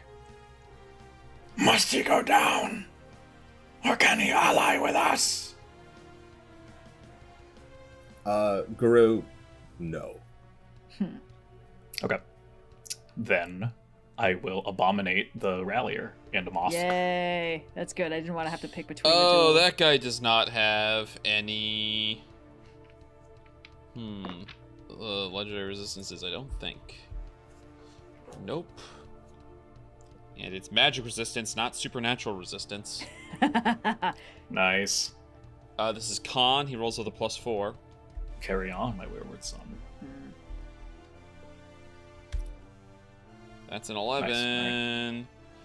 Total. That's an 11. Total is 11. I might have made a mistake here. Like, Oh, I'm sorry. Was TPKing us in another timeline not good enough like for you? bookkeeping mistake, or perhaps in No, in I might have judgment? made a mistake giving you a save or suck that turns a bad guy into an ally. It's basically just Charm Monster with extra steps. Yeah. It's basically just Charm Monster with extra steps. I think you're probably right. And It's based on concentration a for an hour. spell that's it's based on a spell that I stole. So Sure. from a third party. So Dude, I didn't this even with necessarily Fearless know that. Shrink could shrink this Terror Lizard down and then abominate it. Oh. By creating the Terror Lizard is too big to be abominated. Yes. Yes. Yes. Yeah. Okay. So the Rallier and a Moth becomes a new being. They merge into one large creature that shares all creature types with targets of the power. So, like, just a beast, I suppose? Humanoid beast. Yeah. Transformation lasts until hit points are reduced to 0 or your concentration ends. If you concentrate for the full hour, then the transformation becomes permanent until dispelled, yada yada. Creature appears as a combination of the targets merged together by the power. It is friendly to you and your allies in combat. It takes its turn immediately after you. So... Oh, no. Right now... Okay, I'm gonna send you the stat block for it, bud. It obeys any verbal commands you issue. If you don't issue any commands, it takes the dodge action on its turn. The creature uses the following stat block, but retains the traits of the targets of the spell. Yeah. Yeah, so the traits that it would retain are, I believe, magic resistance is its only trait. Sure. And pervasive magic. Yeah, it ignores resistances. But it's not going to be casting any spells, so... Ah, shit. Okay, well, that was part of the reason why I... Alright, well, that's fine, then. Why would it not be casting spells? It's no longer a But it's no longer casting spells at us, you're right. Yeah. It's a moth thing that can, like, claw and bite. Oh, okay. Gotcha. Well, hey. Being frightened. False appearance until the creature reveals itself as an abomination. Wait. No, this doesn't apply. It has advantage on attack rolls against any creature grappled by it. Okay. Multi-attack, bite, sting, and tentacle. Sure, I guess we gotta add that in there. Okay. Yeah, you have to remember it's a generic thing, so flavor as you will. Okay. Understood. Sorry, I still need to roll my wisdom saving throw. And I've been succeeding on my manifestation tests, actually, so I don't have any more pressure points to whatever. And with a 12, I will utilize that talisman. Yeah, because you're looking for a 14, right? I am. Okay. That doesn't meet it. That does not meet it. Alright, so, yeah. Kireek. So you fail. You feel an oppressive force in your mind. Kireek, if you... Like, obviously, if you lose concentration because of damage, that's not in your control. But if it's in your control, you are going to keep this guy as... You are not letting this guy go back to being a person. This guy's going to stay a moth thing. Yeesh. Okay. Alright. Okay. Yeesh, indeed. Then... Bonus action... I can't move within 5 feet of any of my allies unless I incur a thing. Attack of opportunity. 4 of the 6 of them have already taken attacks of opportunity. That's true. Only 2 left. Which 4? The ones against me have already taken their attacks of opportunity, or the 2 at the top 6, have not. 4 and 5. So yeah. 1, 6, 2, 4, and 3. Okay, not. then I'll do this then. Amplify. 1 bonus action, range is 30 feet, which I think can hit Garou. Yes, you can. Yes, just about. Yep. So I still have to manifest this, and I guess I still have to. I now have to roll for a 13 now. Whoa, this is going to be oppressive, certainly. But the next time the target hits a creature with a weapon attack, extra 2d8 psychic damage. So let me manifest. 7, I succeed, and then I do my wisdom save. 13 meets it, beats it, right? Yeah, just okay. saves. And yep. Okay. Yep. So Garou, next weapon attack you make. Yeah, extra 2d8 psychic damage. Okay, so then I think that is my turn. I'm not going to move because I don't want to incur any attacks of opportunity. And then I think if I understand right, which means the Mothman goes. Yes. Okay. So I will issue the command. Oh, no. Okay. Yep. I will speed 40 feet. Yeah. Okay, so... Yeah. Alright. Large Abomination makes 2 attacks. I will walk up slowly, or I will have the Rallier walk up slowly to the left of Blitzer 4 there. There's no flanking, right? There's really no reason. No, there's no flanking. Yeah. You see, Tris, you watch as the tiefling that disappeared to you emerges out of the woods, still red skin, still horns, but big compound eyes, mouth has been shaped into a proboscis that is flickering in and out. The arms have split in half, so he's got 6 limbs now, 2 legs, 4 arms, but the bottom arms have 2 fingers, and the top have the middle, index, and thumb, so it's literally like the arms have been split into half, Right. and he's got like this thin fuzz and fluttering wings behind him. Yeesh.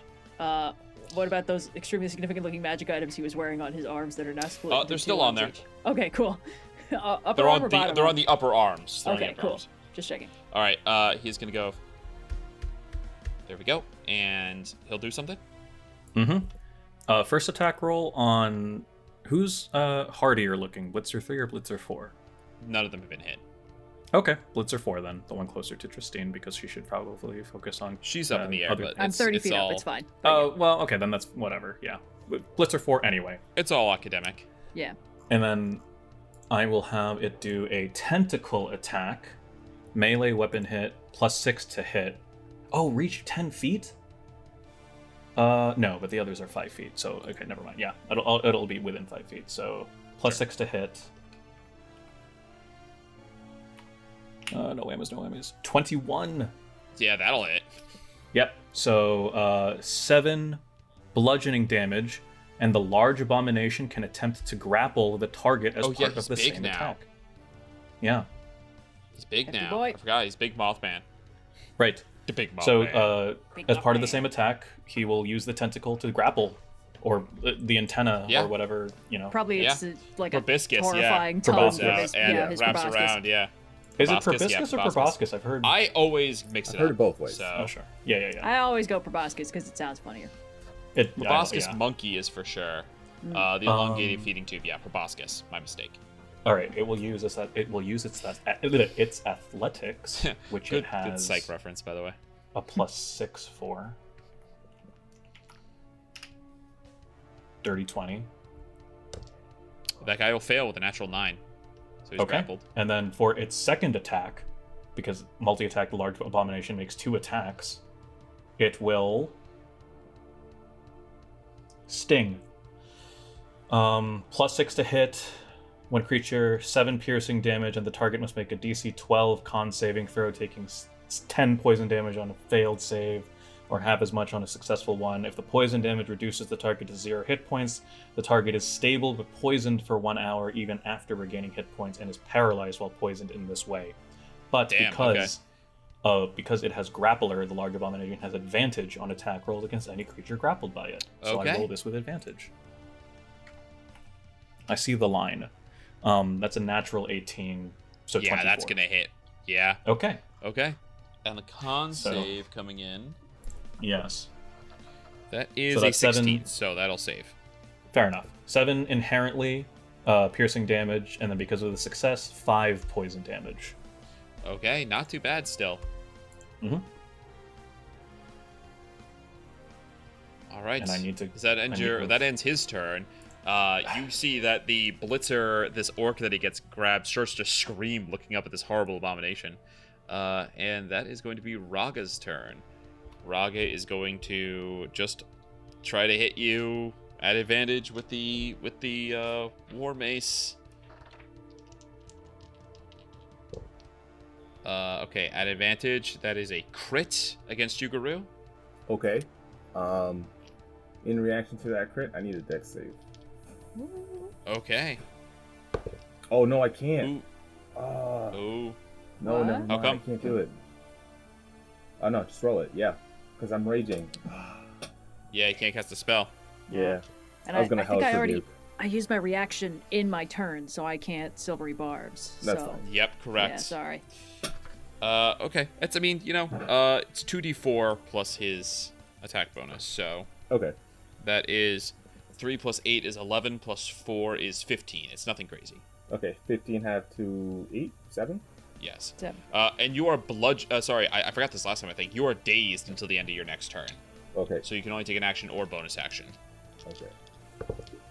And then the next one is a natural 17, so it's also going to hit. Yeah. And that is 4 plus 4. That's 8 down to 4 bludgeoning damage, still dazed. He's already used his villain action. He's already used all his bonus action rallies to not be abominated. Yeah, okay. That's gonna be the end of his turn.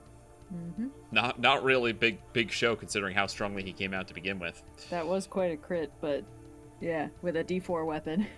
Mm-hmm. Yeah, 2d4. Triss, you're up. Yeah, I'm just gonna fly over here so I'm not shooting potentially through Garou's head. Just seems like the smart thing to do. Also, am I still frightened of Raga? No, that's done okay. now. I wasn't sure how long it lasted. Save ends at end of turn, actually, so... Oh, okay. Well, even so, I'm not save. moving closer to him. I'm just kind of... Sure. Well, I guess I was... Hold on. It's a wisdom save? Yeah. Okay. The odds are very good that I will just continue to fail this in perpetuity, but that's okay. Okay, if it wins 16. Dead. Save. Oh, Don't great. worry about Okay, it. then I sidle on. I'll remove the frightened condition. And let's see. We want this guy dead, and he's currently vulnerable to fire. Which means he takes double damage from fire. Cool. Yep. Yeah. Okay. I'm gonna use my 6th level for disintegrate for the diamond dust because that timeline still happened. Yeah. We're gonna do a lightning bolt, 5th level, transmuted to flame. Also, I forgot that somebody should have been slapped with a tentacle last round, but it's too late, so it's fine. Don't worry about it. He rolls a natural 2 on his deck save. Cool, okay. This is going to be 10d6 fire damage times 2. It's a lot of 2s and 1s in there. I'm going to use a sorcery point to empower. Okay. To re-roll this 1, and this 2, and this 1. Maybe that 3. Yeesh, that actually managed to be worse. That's amazing. That's hilarious. Okay, well, yep, okay. 10, 20, 25, 29, 30, 32, 33 fire damage, doubled to 66. With 60 hit points left, Triss, finish him. I think it's... Every time it's a lightning bolt, it still follows the internal trajectory of lightning. It's still kind of crackling through the air. Sure. And these are two elements that aren't really Triss's specialty. But in the interests of the combo move, she's like, okay, let's do this thing I'm not very good at. And I think it's almost a little bit more violent than a typical lightning bolt, as the transmutation into fire is sort of fighting with the innate properties of the element. So it kind of spears through him with a lot more like explosive violence than her normal cold spells do. It's like a plasma bolt comes through and sears, and you watch as it cuts through him. There's black charred spot where it hits him, and then you grew from it. You watch as flame bursts out of mouth, out of eyes, out of ears, and he slumps down to the ground dead. All right, you've turned the Rallier and the Lizard to your Terror Lizard to your side. You've killed Raga. The Blitzers are all going to lay down their weapons. Okay. They're going to look at what you did, and you see that they kind of like, one drops a spear, the others drop their spears, one like stabs it into the ground. They all look between each other, and clearly it's just another orc who's there, a little bit smaller than Raga, looks around and says, "We were sent here to find and help you. Those were Noir's orders. Don't see why that has to change." I don't see why that has to change either. I will fly down, gently indicate to the charmed tyrant lizard to not kill these people, if that needs to be He said. looks over at Garou as you give that promise. Garou, a little despondent as Raga's body sort of falls before him, turns and he says, "It's enough fighting for today."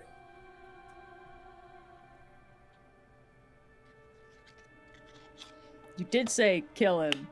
I'm sorry. I mean... No.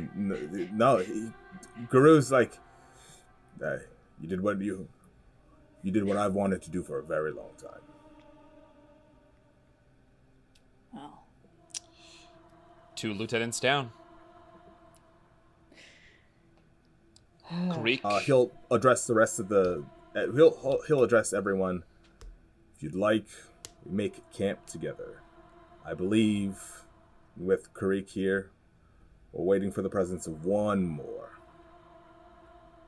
Who's much less likely to show up if we're bedding down with all these circle people.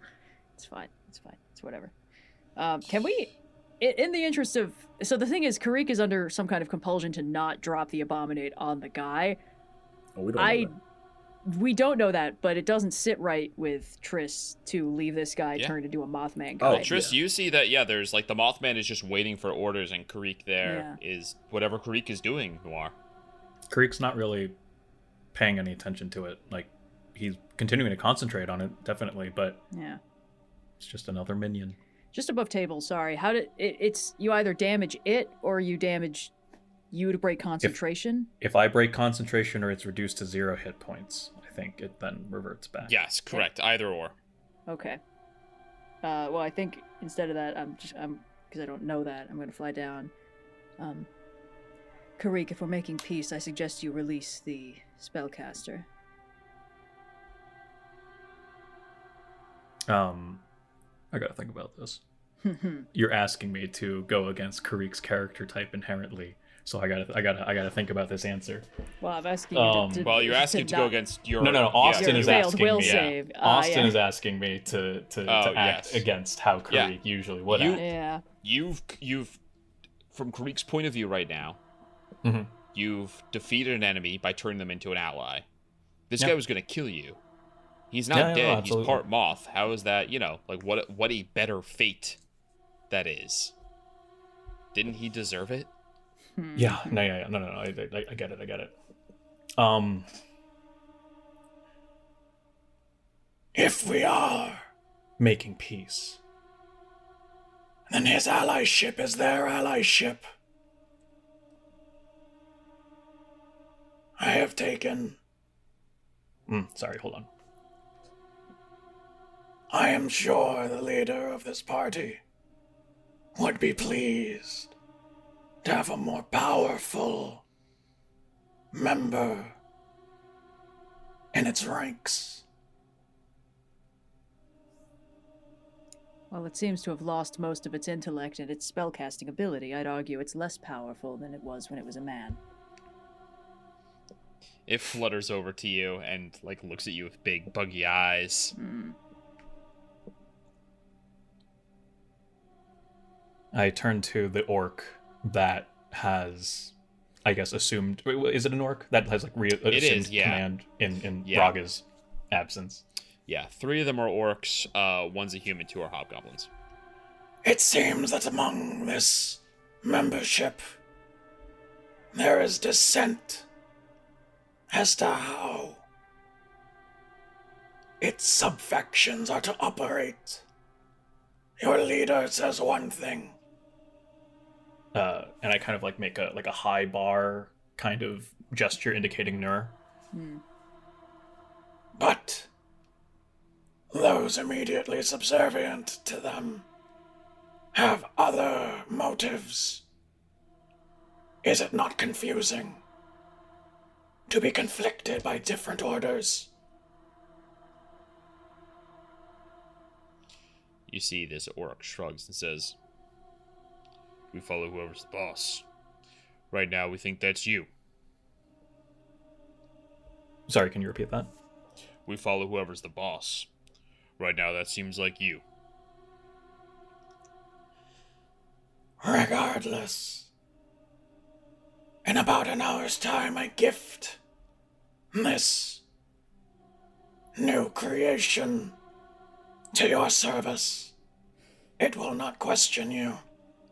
You won't have to question it. Kireek, that's not how we do things. It is what's being done. Can I do an insight check? Because when he was under different orders, I'm almost like, is that a clue? What's happening? Yeah. No, I mean, Kireek was being, I don't know, no insight check needed. I mean, I guess I should, go, Noir, how do you feel? I suppose you can make an insight check if you want.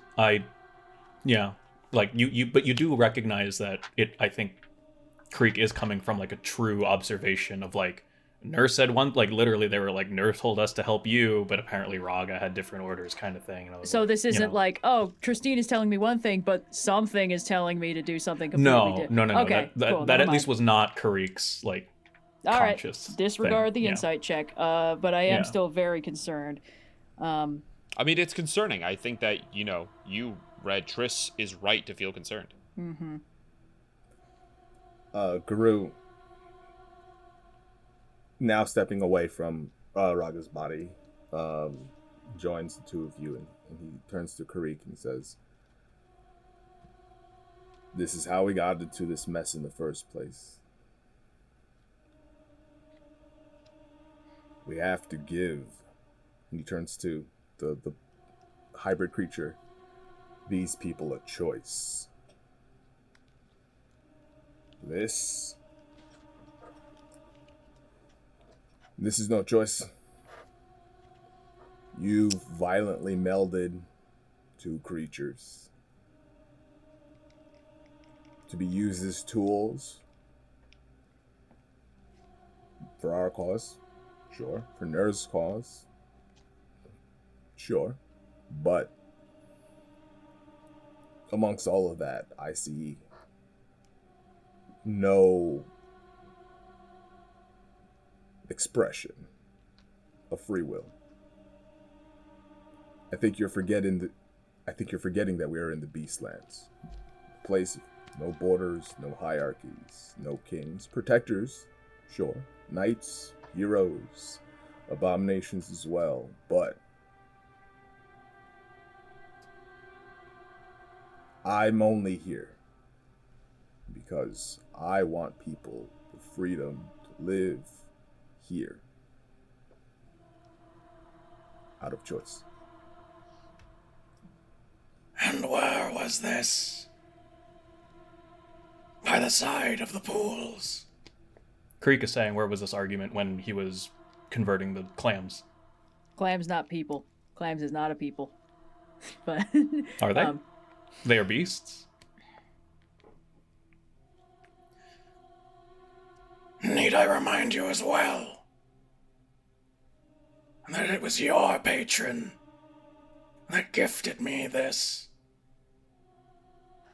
I was trusted with the ability to take this power and convert it for the better.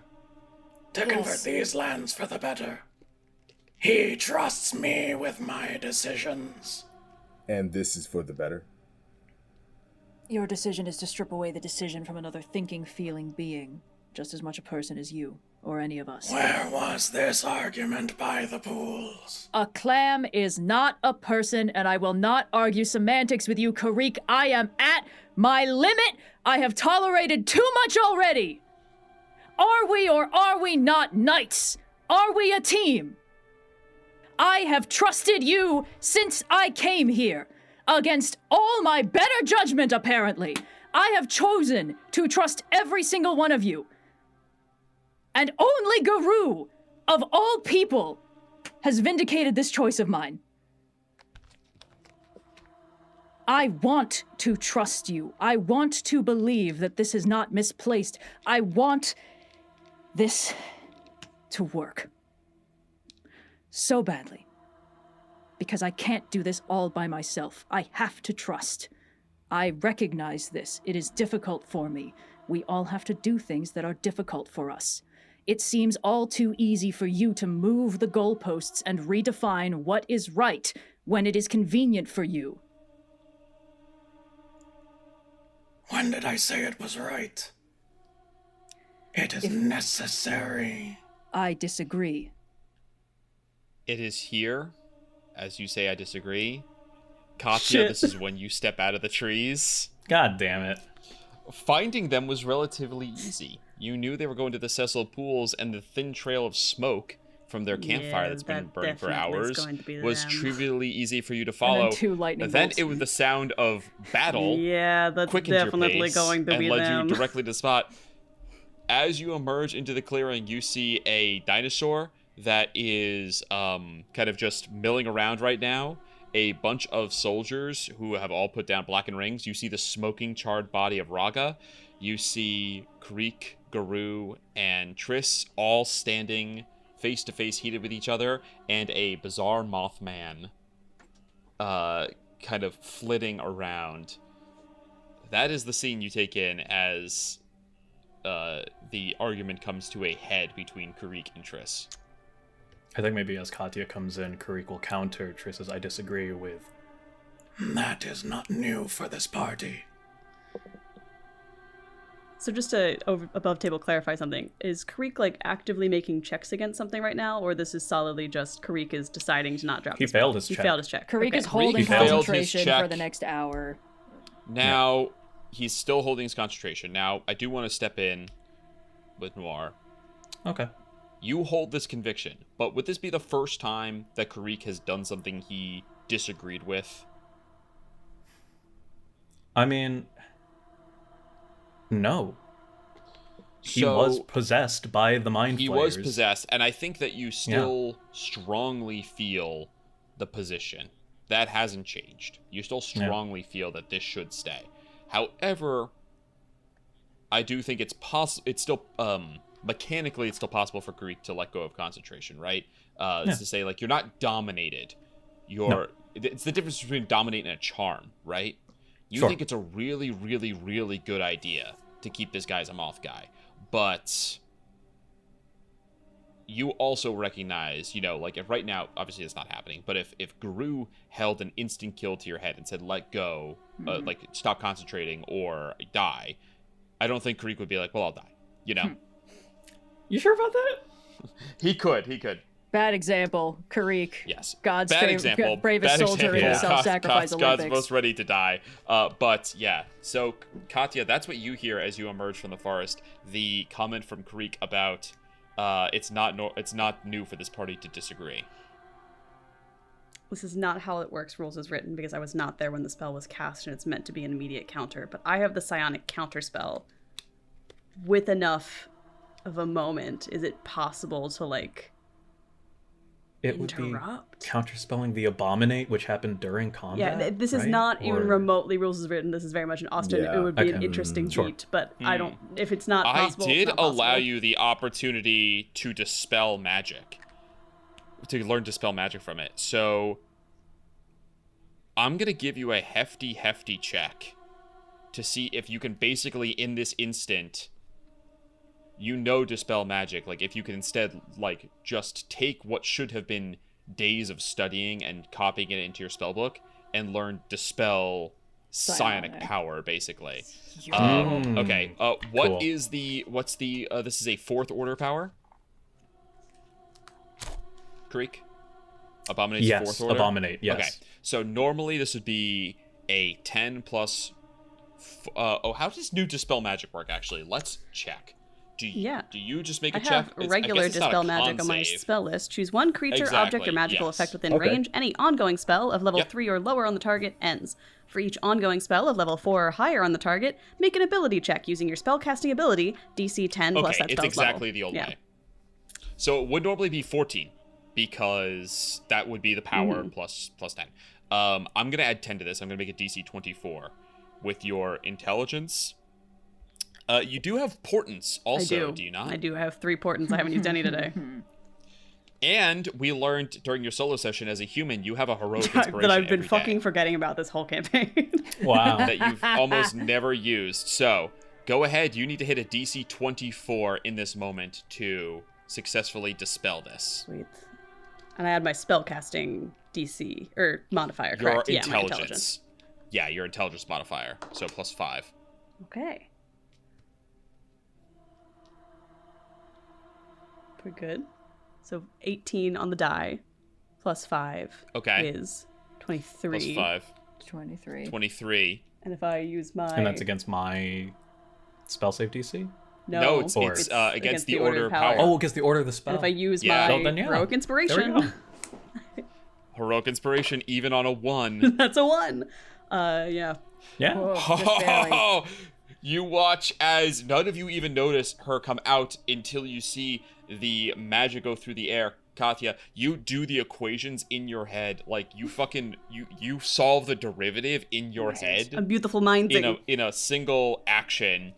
And you watch as this guy melts into goo on the ground and then reforms into a solid tiefling body, and a little moth flitters away, none the wiser, back with its beast intelligence of like 2 into the wild. And then you guys all turn and see Katya standing there,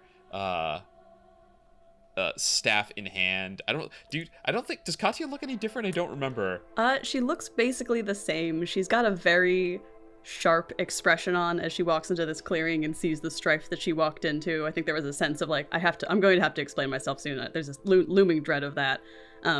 But also now I'm like, oh, they got even worse after I left. Let me just stare this down daggers for a minute. And the only noticeable difference is that she is currently wearing an amulet that she was not before. Is it? It's like a cat's eye, tiger's eye amulet kind of thing? Or? It's the thing you picked up. It's the amulet of primal wisdom. Yeah. Yeah. Oh, right. Okay. Gotcha. Does Katya say anything?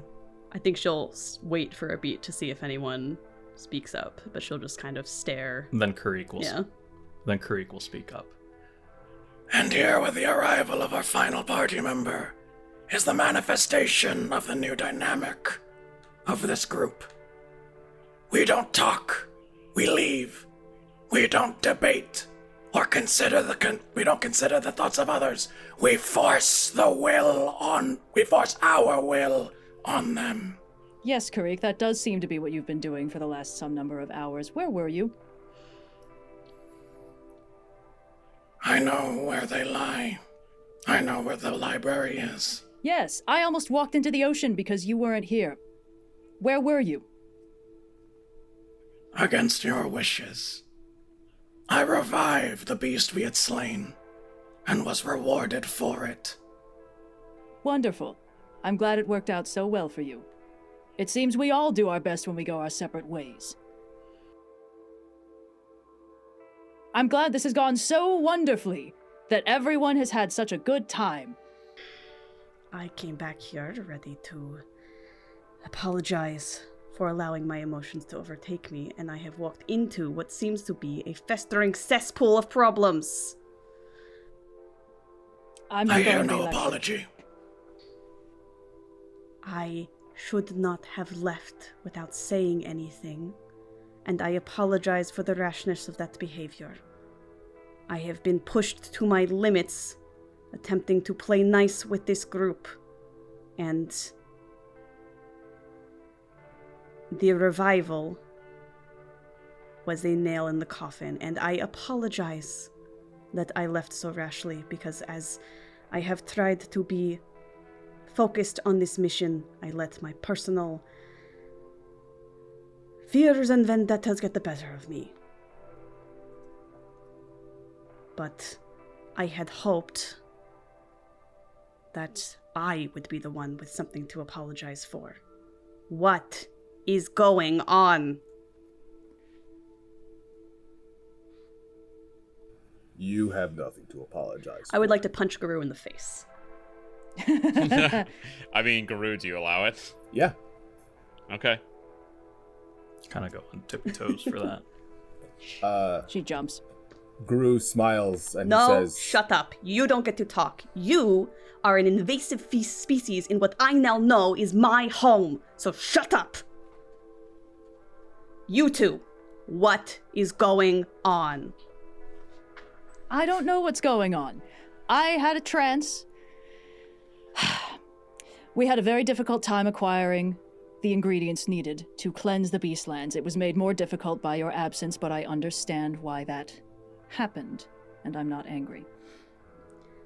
We ended up accumulating some of the poison of these waters. It was more important for Garou to be cleansed of it, because he was the only one who could purify the rest of us. I tranced to regain my spells, and discovered that I dramatically underestimated how bad the influence of this water is.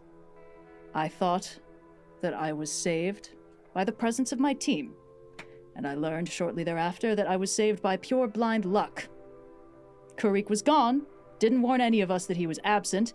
Garou, I knew where he was, foraging. I didn't realize I was taking such a risk. I didn't realize I was gambling with my life and my sanity because I had grown to trust that this team would be here. Which was foolish of me because it's very clear that nobody actually cares about this. And I apologize for having misjudged us all so rashly. Kireek returns, provokes a fight with somebody who was plotting an ambush, so I appreciate the save. Attempts to strip this person of his free will and turn him into an unwilling slave, which seemed like a completely normal thing for Kireek to do and not at all drastically distressing and out of character for him to think this is a good idea. But at least we're all in the same place again, so all our problems are solved. No. And Garou's sort of touching his face where Katya punched it. But another day will come. We cannot just... The... Things must be... Kieran told me... aired out. That... You're only as good. You will always get better as long as you have another chance. Another day. I'm only here because Kireek thought it'd be best to bring me back. Through whatever nonsense bouncing around in that brain of his. Despite all of our hang-ups, you still chose to come back. And he turns to Trystine. And as for you, you do not have to be here. That's correct. I don't. I have made the choice to care about this place when I don't have to care about any of this at all. And that is enough for me. Despite everything, our rather fragile commitment to stay in this together is enough to tell me that we'll figure it out. One day at a time. We cannot keep brushing these conversations aside like that. It's pretty words that you're saying. But... Then we can have them now. We're the fight trying. Is over. You're home. Kireek. Camp needs to be made. Garou, you're only And here we can because talk. Kireek turned to my good graces, and I decided that against all of my better judgment, it was better for you to live than die. Kireek. It is apparent to me that we may have different ways of considering the beings we work with in the life around us.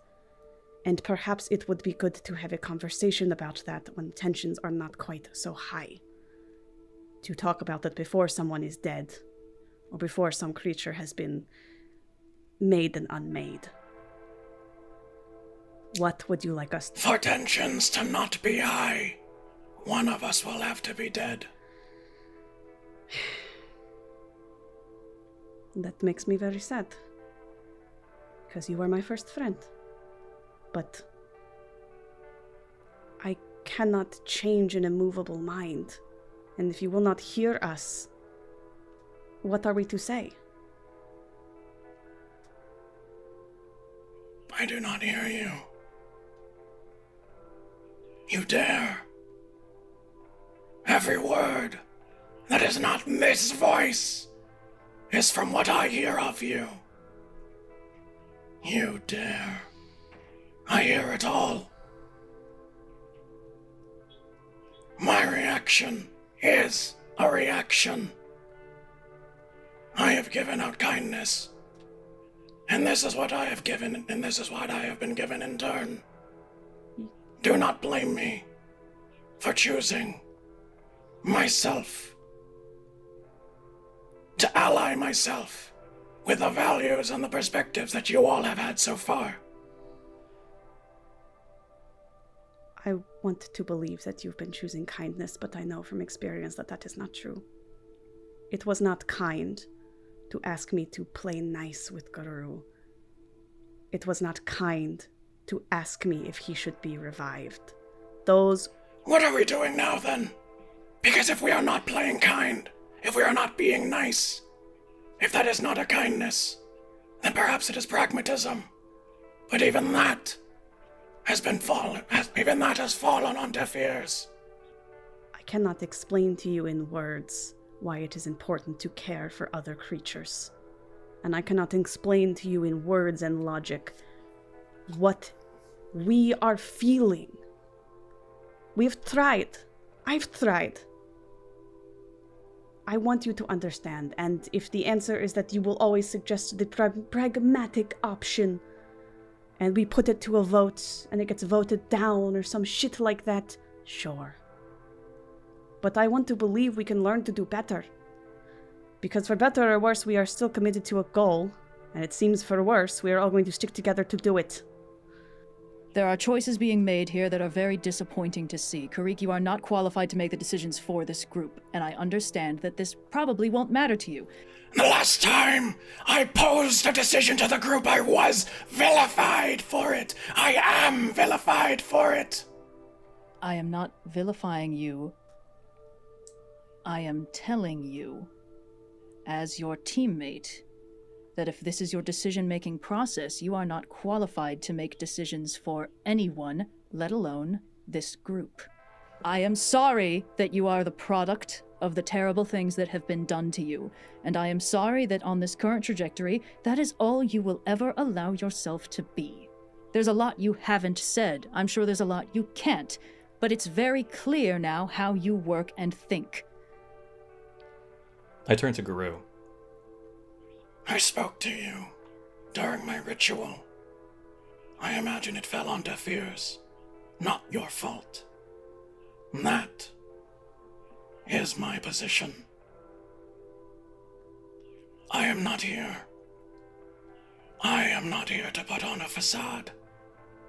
There is no facade that I can put on that can cloak this. When I am kind, it is kind. When I am cruel, it is cruel. What I perceive as kindness, you may perceive as cruel. But it is my kindness, not a facade. And if you see my kindness as cruelty, that is an ideological difference. And thus you think it can't be changed. You come to a conclusion and you say, that's the way it is then. This is what we are forever. But you are wrong, and this is the land most dedicated to proving you wrong. Here is where things change. Actually, there's a caveat on that, but we can get to that later. Wonderful. There are indeed things that need to be done. I wish I could say it was kindness that leaves me standing here. The reality is, I have a feeling that it's merely just a roll of the dice. I think what is being posed here is not simply a completion of the mission, but one under a more robust dynamic, one that does not fracture easily. The word you are looking for is trust, and yes, it would be wonderful if I was getting any of that back from the people I have chosen to trust with my life, mind, and protection while I am here. I will function as I have. I will display my kindness and I will display my cruelty in equal measure to those deserving of it in equal measure.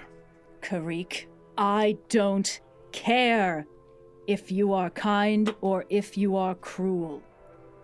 I don't care about this mess you've constructed in your mind that you think is the be-all, end-all of your existence on this plane. I understand that your life has been very hard, and that your life has been very painful, and that you think that this is all you are and all you should be. And I don't care. We have bigger things to worry about. You left. I have been vulnerable before. It has been very bad for everyone.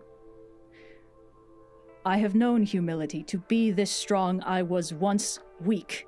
All of us were children once, though some of us may not remember, or choose to pretend that what we are now is so different than what we were then. I know weakness. I am abundantly aware of my limitations. And then I woke up and I had nearly walked into the ocean because you were gone and you had told none of us.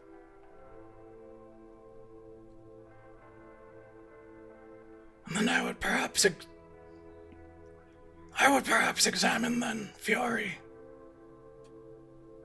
all the times that I had offered branches and all the times that they were rejected, and wonder why I do not offer them anymore. Katya's hair, stands on end, and you can almost see the claws coming out for a moment. Yeah. Enough of this. This bullshit. Trystine, we all owe you an apology and a debt of gratitude. You should not have been left on your own today, and I hope you know that with my return, I will keep my eye on you and watch your back. Kireek,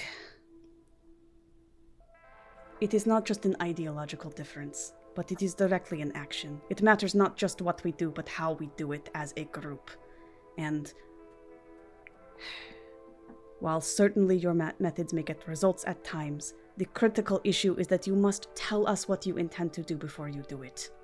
Whether we all agree with the methodology or not, whether you intend to go through with it with our opinions or not, you have to tell us, because no one can read your mind. You left because I told you. I left because you asked me to sign off on everything a man who has done nothing but abuse me and threaten me with death does from this point forward. I left because you broke the fundamental contract of the group that if any ally falls, it will be a question of whether they are revived or not. It will be up to some individual's judgment. If you cannot comprehend the reasoning that creatures work together, then you need to ask us before that crisis moment to talk about our philosophy, a thing I understand that Garou has been doing with his stories. I may not like him, and Garou, I still don't like you. You seem to be the smallest problem at the moment, frankly. First time ever Garou gets that sticker on his day planner. The smallest problem in the group today. We cannot go around in circles like this, and if you don't understand why I was so upset by your question, by what you offered, then I cannot force you to understand it, but it hurt me deeply. It was the asking that hurt. All that we can ask is that if you intend to stay with this group, you will ask us sooner. You will consult with us so that we can devise a strategy as a team, because if we just do the pragmatic thing, we are no better than everyone who left their scars on this beastland. If we don't hold ourselves to some higher standard, then there is no point in calling ourselves Unicorn Knights, and you, who were the first to pick up the badge, should be the one who cares about that the most. I have learned some distressing news in my time away that I think is important for all of us to know, but I think tensions are too high tonight, perhaps. No, priorities. This is why we are here. What's the matter? I met up with Lysandra and Ophelia, and Lysandra in particular has informed me of the reason for the stable portal on Kirgala. It is equivalent to something that happened on another plane, where the very nature of that plane changed. Its alignment changed. The actions of the people there were so out of its nature that it changed the very nature of the place, and she suspects that the reason there is able to be a stable portal on a chaotic plane is because something deeper down is changing its fundamental nature. And well, that's worrying, but unfortunately not terribly surprising. There's very little more orderly than the concept of enslavement. Yes, it is certainly a pragmatic way of thinking. After all, the things that we don't like, we must control, lest they change out from under us. Katya will put a hand on Trystine's shoulder. It's a mindset I'm too familiar with. Yes. Yeah, you get it's cold, it's really cold. It hurts. Is this the manner in which we wish to communicate? I am forced to be blunt. I do not have the luxury of sarcasm. The argument is going in circles. Katya will put her hands out between the two of them. I'm going to... We have to... As you say... We have to stop. As you say, the argument's going in circles. Kireek, I think everyone is aware that no progress is being made. No one's mind has been changed about basically anything here. So... Great. Then Trist will only say, I said it before, your methodology, your determination that you are automatically correct in your assessment and the rest of us are mere obstacles in your path is what makes you unqualified to make decisions for any of us. And the next time you find that your decision is leading you in a direction you know we won't follow, simply go. But don't pretend that we can trust you before then, if that is truly the path you are choosing. Then don't.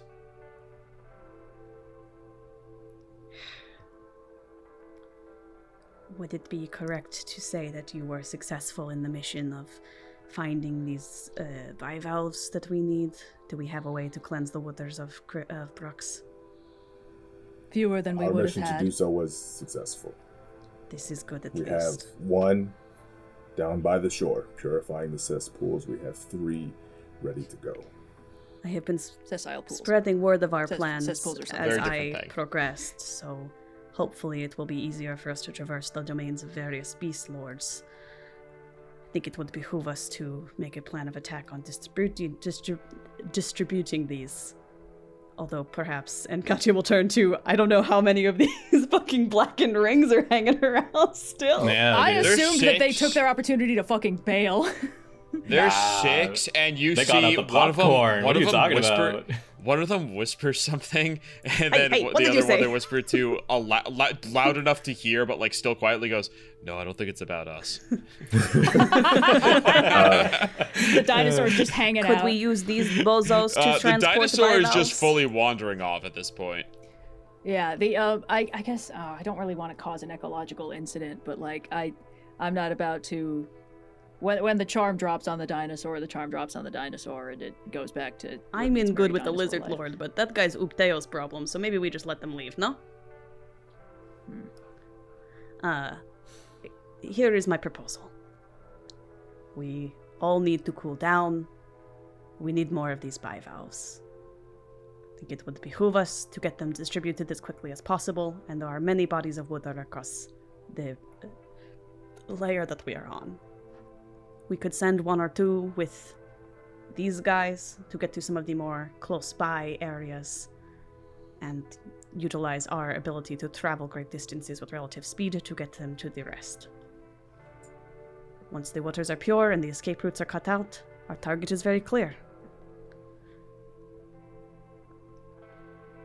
Before we head into the Sigia Swell, Lysandra and Ophelia and potentially Ral are in Dormista. I would propose we meet them there before we set off into the waters. Just looking at the map real quick, we should probably send these guys off with 2 clams so they can get both river mouths, right? Am I reading the map incorrectly? Are they flowing? It's the one like near the Blackstone. It's right at like the base of Yggdrasil.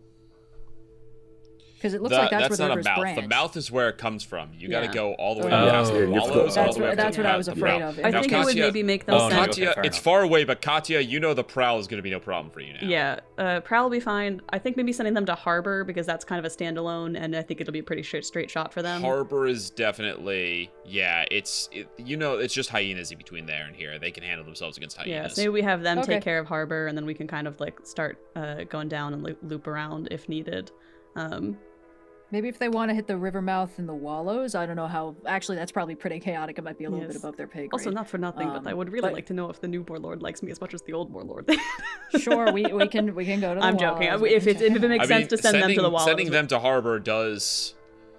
Harbor does help you out because that would be 1 out of 1, 2, 3, 4, 5, 6, 7, but 1 is done. That would leave you with 5, and you know at least that the one in the prowl is going to be no problem for you now, Katya. Yes. So that leaves the Holt, the Swan Maze Synod, the Wells, and the Water by the Wallows. I'm in so tight with the Wolf Lord now, you guys. Yeah, that's definitely. Yeah, it turns out she sure. was a dog this whole time. So Katya will turn to the blackened rings. If we were to give you a bivalve to take to harbor, could you plant it in the waters there? Just plop it in. You see, they are kind of like they all look at each other, waiting for someone else to speak, and then that one orc says, no leader. Yeah, we could do that. Good. It'll need to be placed in fresh water every 12. Well, it doesn't need to be fresh water, flowing water, every 12 hours, so it doesn't dry out. But I'm sure you'll be able to handle that.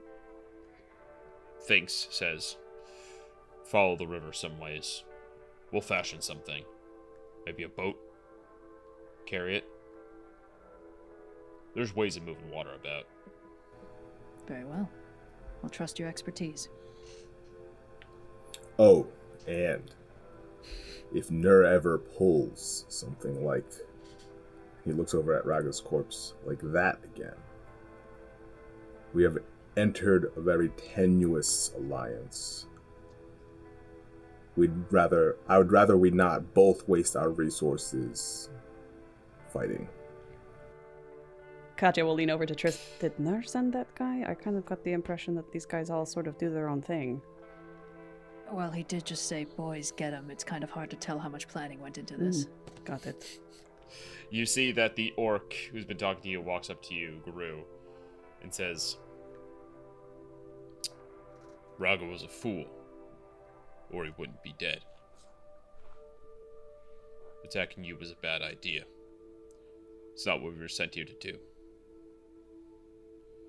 But don't make the mistake of threatening Noir. That's something else entirely. Garou merely smiles. We'll cross that bridge when we get there, but for now, I'm a knight. Got the armor for it and everything. You can choose to stay here, camp with us. We have plenty of food, fires, perhaps a story to tell. Or you can leave. Matters not. We'll start fresh tomorrow. Right. As for you three, I would not be here if I had not met you. And he sort of looks down at the ground. I'd still be running around, deep in Karasothra, killing what I can indiscriminately, ultimately falling prey to whatever threat waits for us down there. Thank you for everything. And he goes to start cleaning up, setting camp. Tris is genuinely moved. Katya considers flipping him the bird, but then is like, it's been too tense tonight already. Yeah. Kireek turns around and, I don't know, makes camp kind of away from everyone else.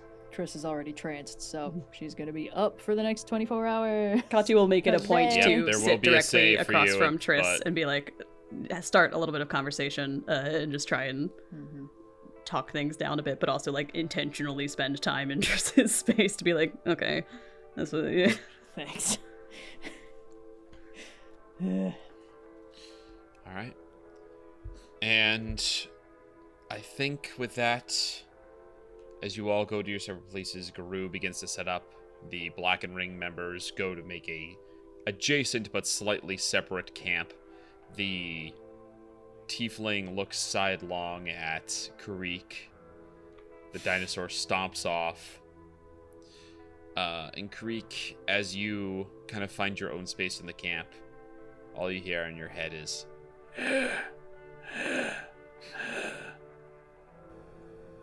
and that's where we'll go ahead and close out the episode. Yep. Yay. Guys, it's so nice we're all back together, right? It's so nice. Yeah. That I don't know what I thought was going to season happen, 4, but I don't think it was episode that. 8. We get an Wait, even guys, worse role-playing we're all the session. captain. We're the ship. Anyway, thanks for listening. Freaking worst mode is such an experience. Thanks so much for listening. We'll catch you guys next week with another thrilling installment. We're sorry. Bye.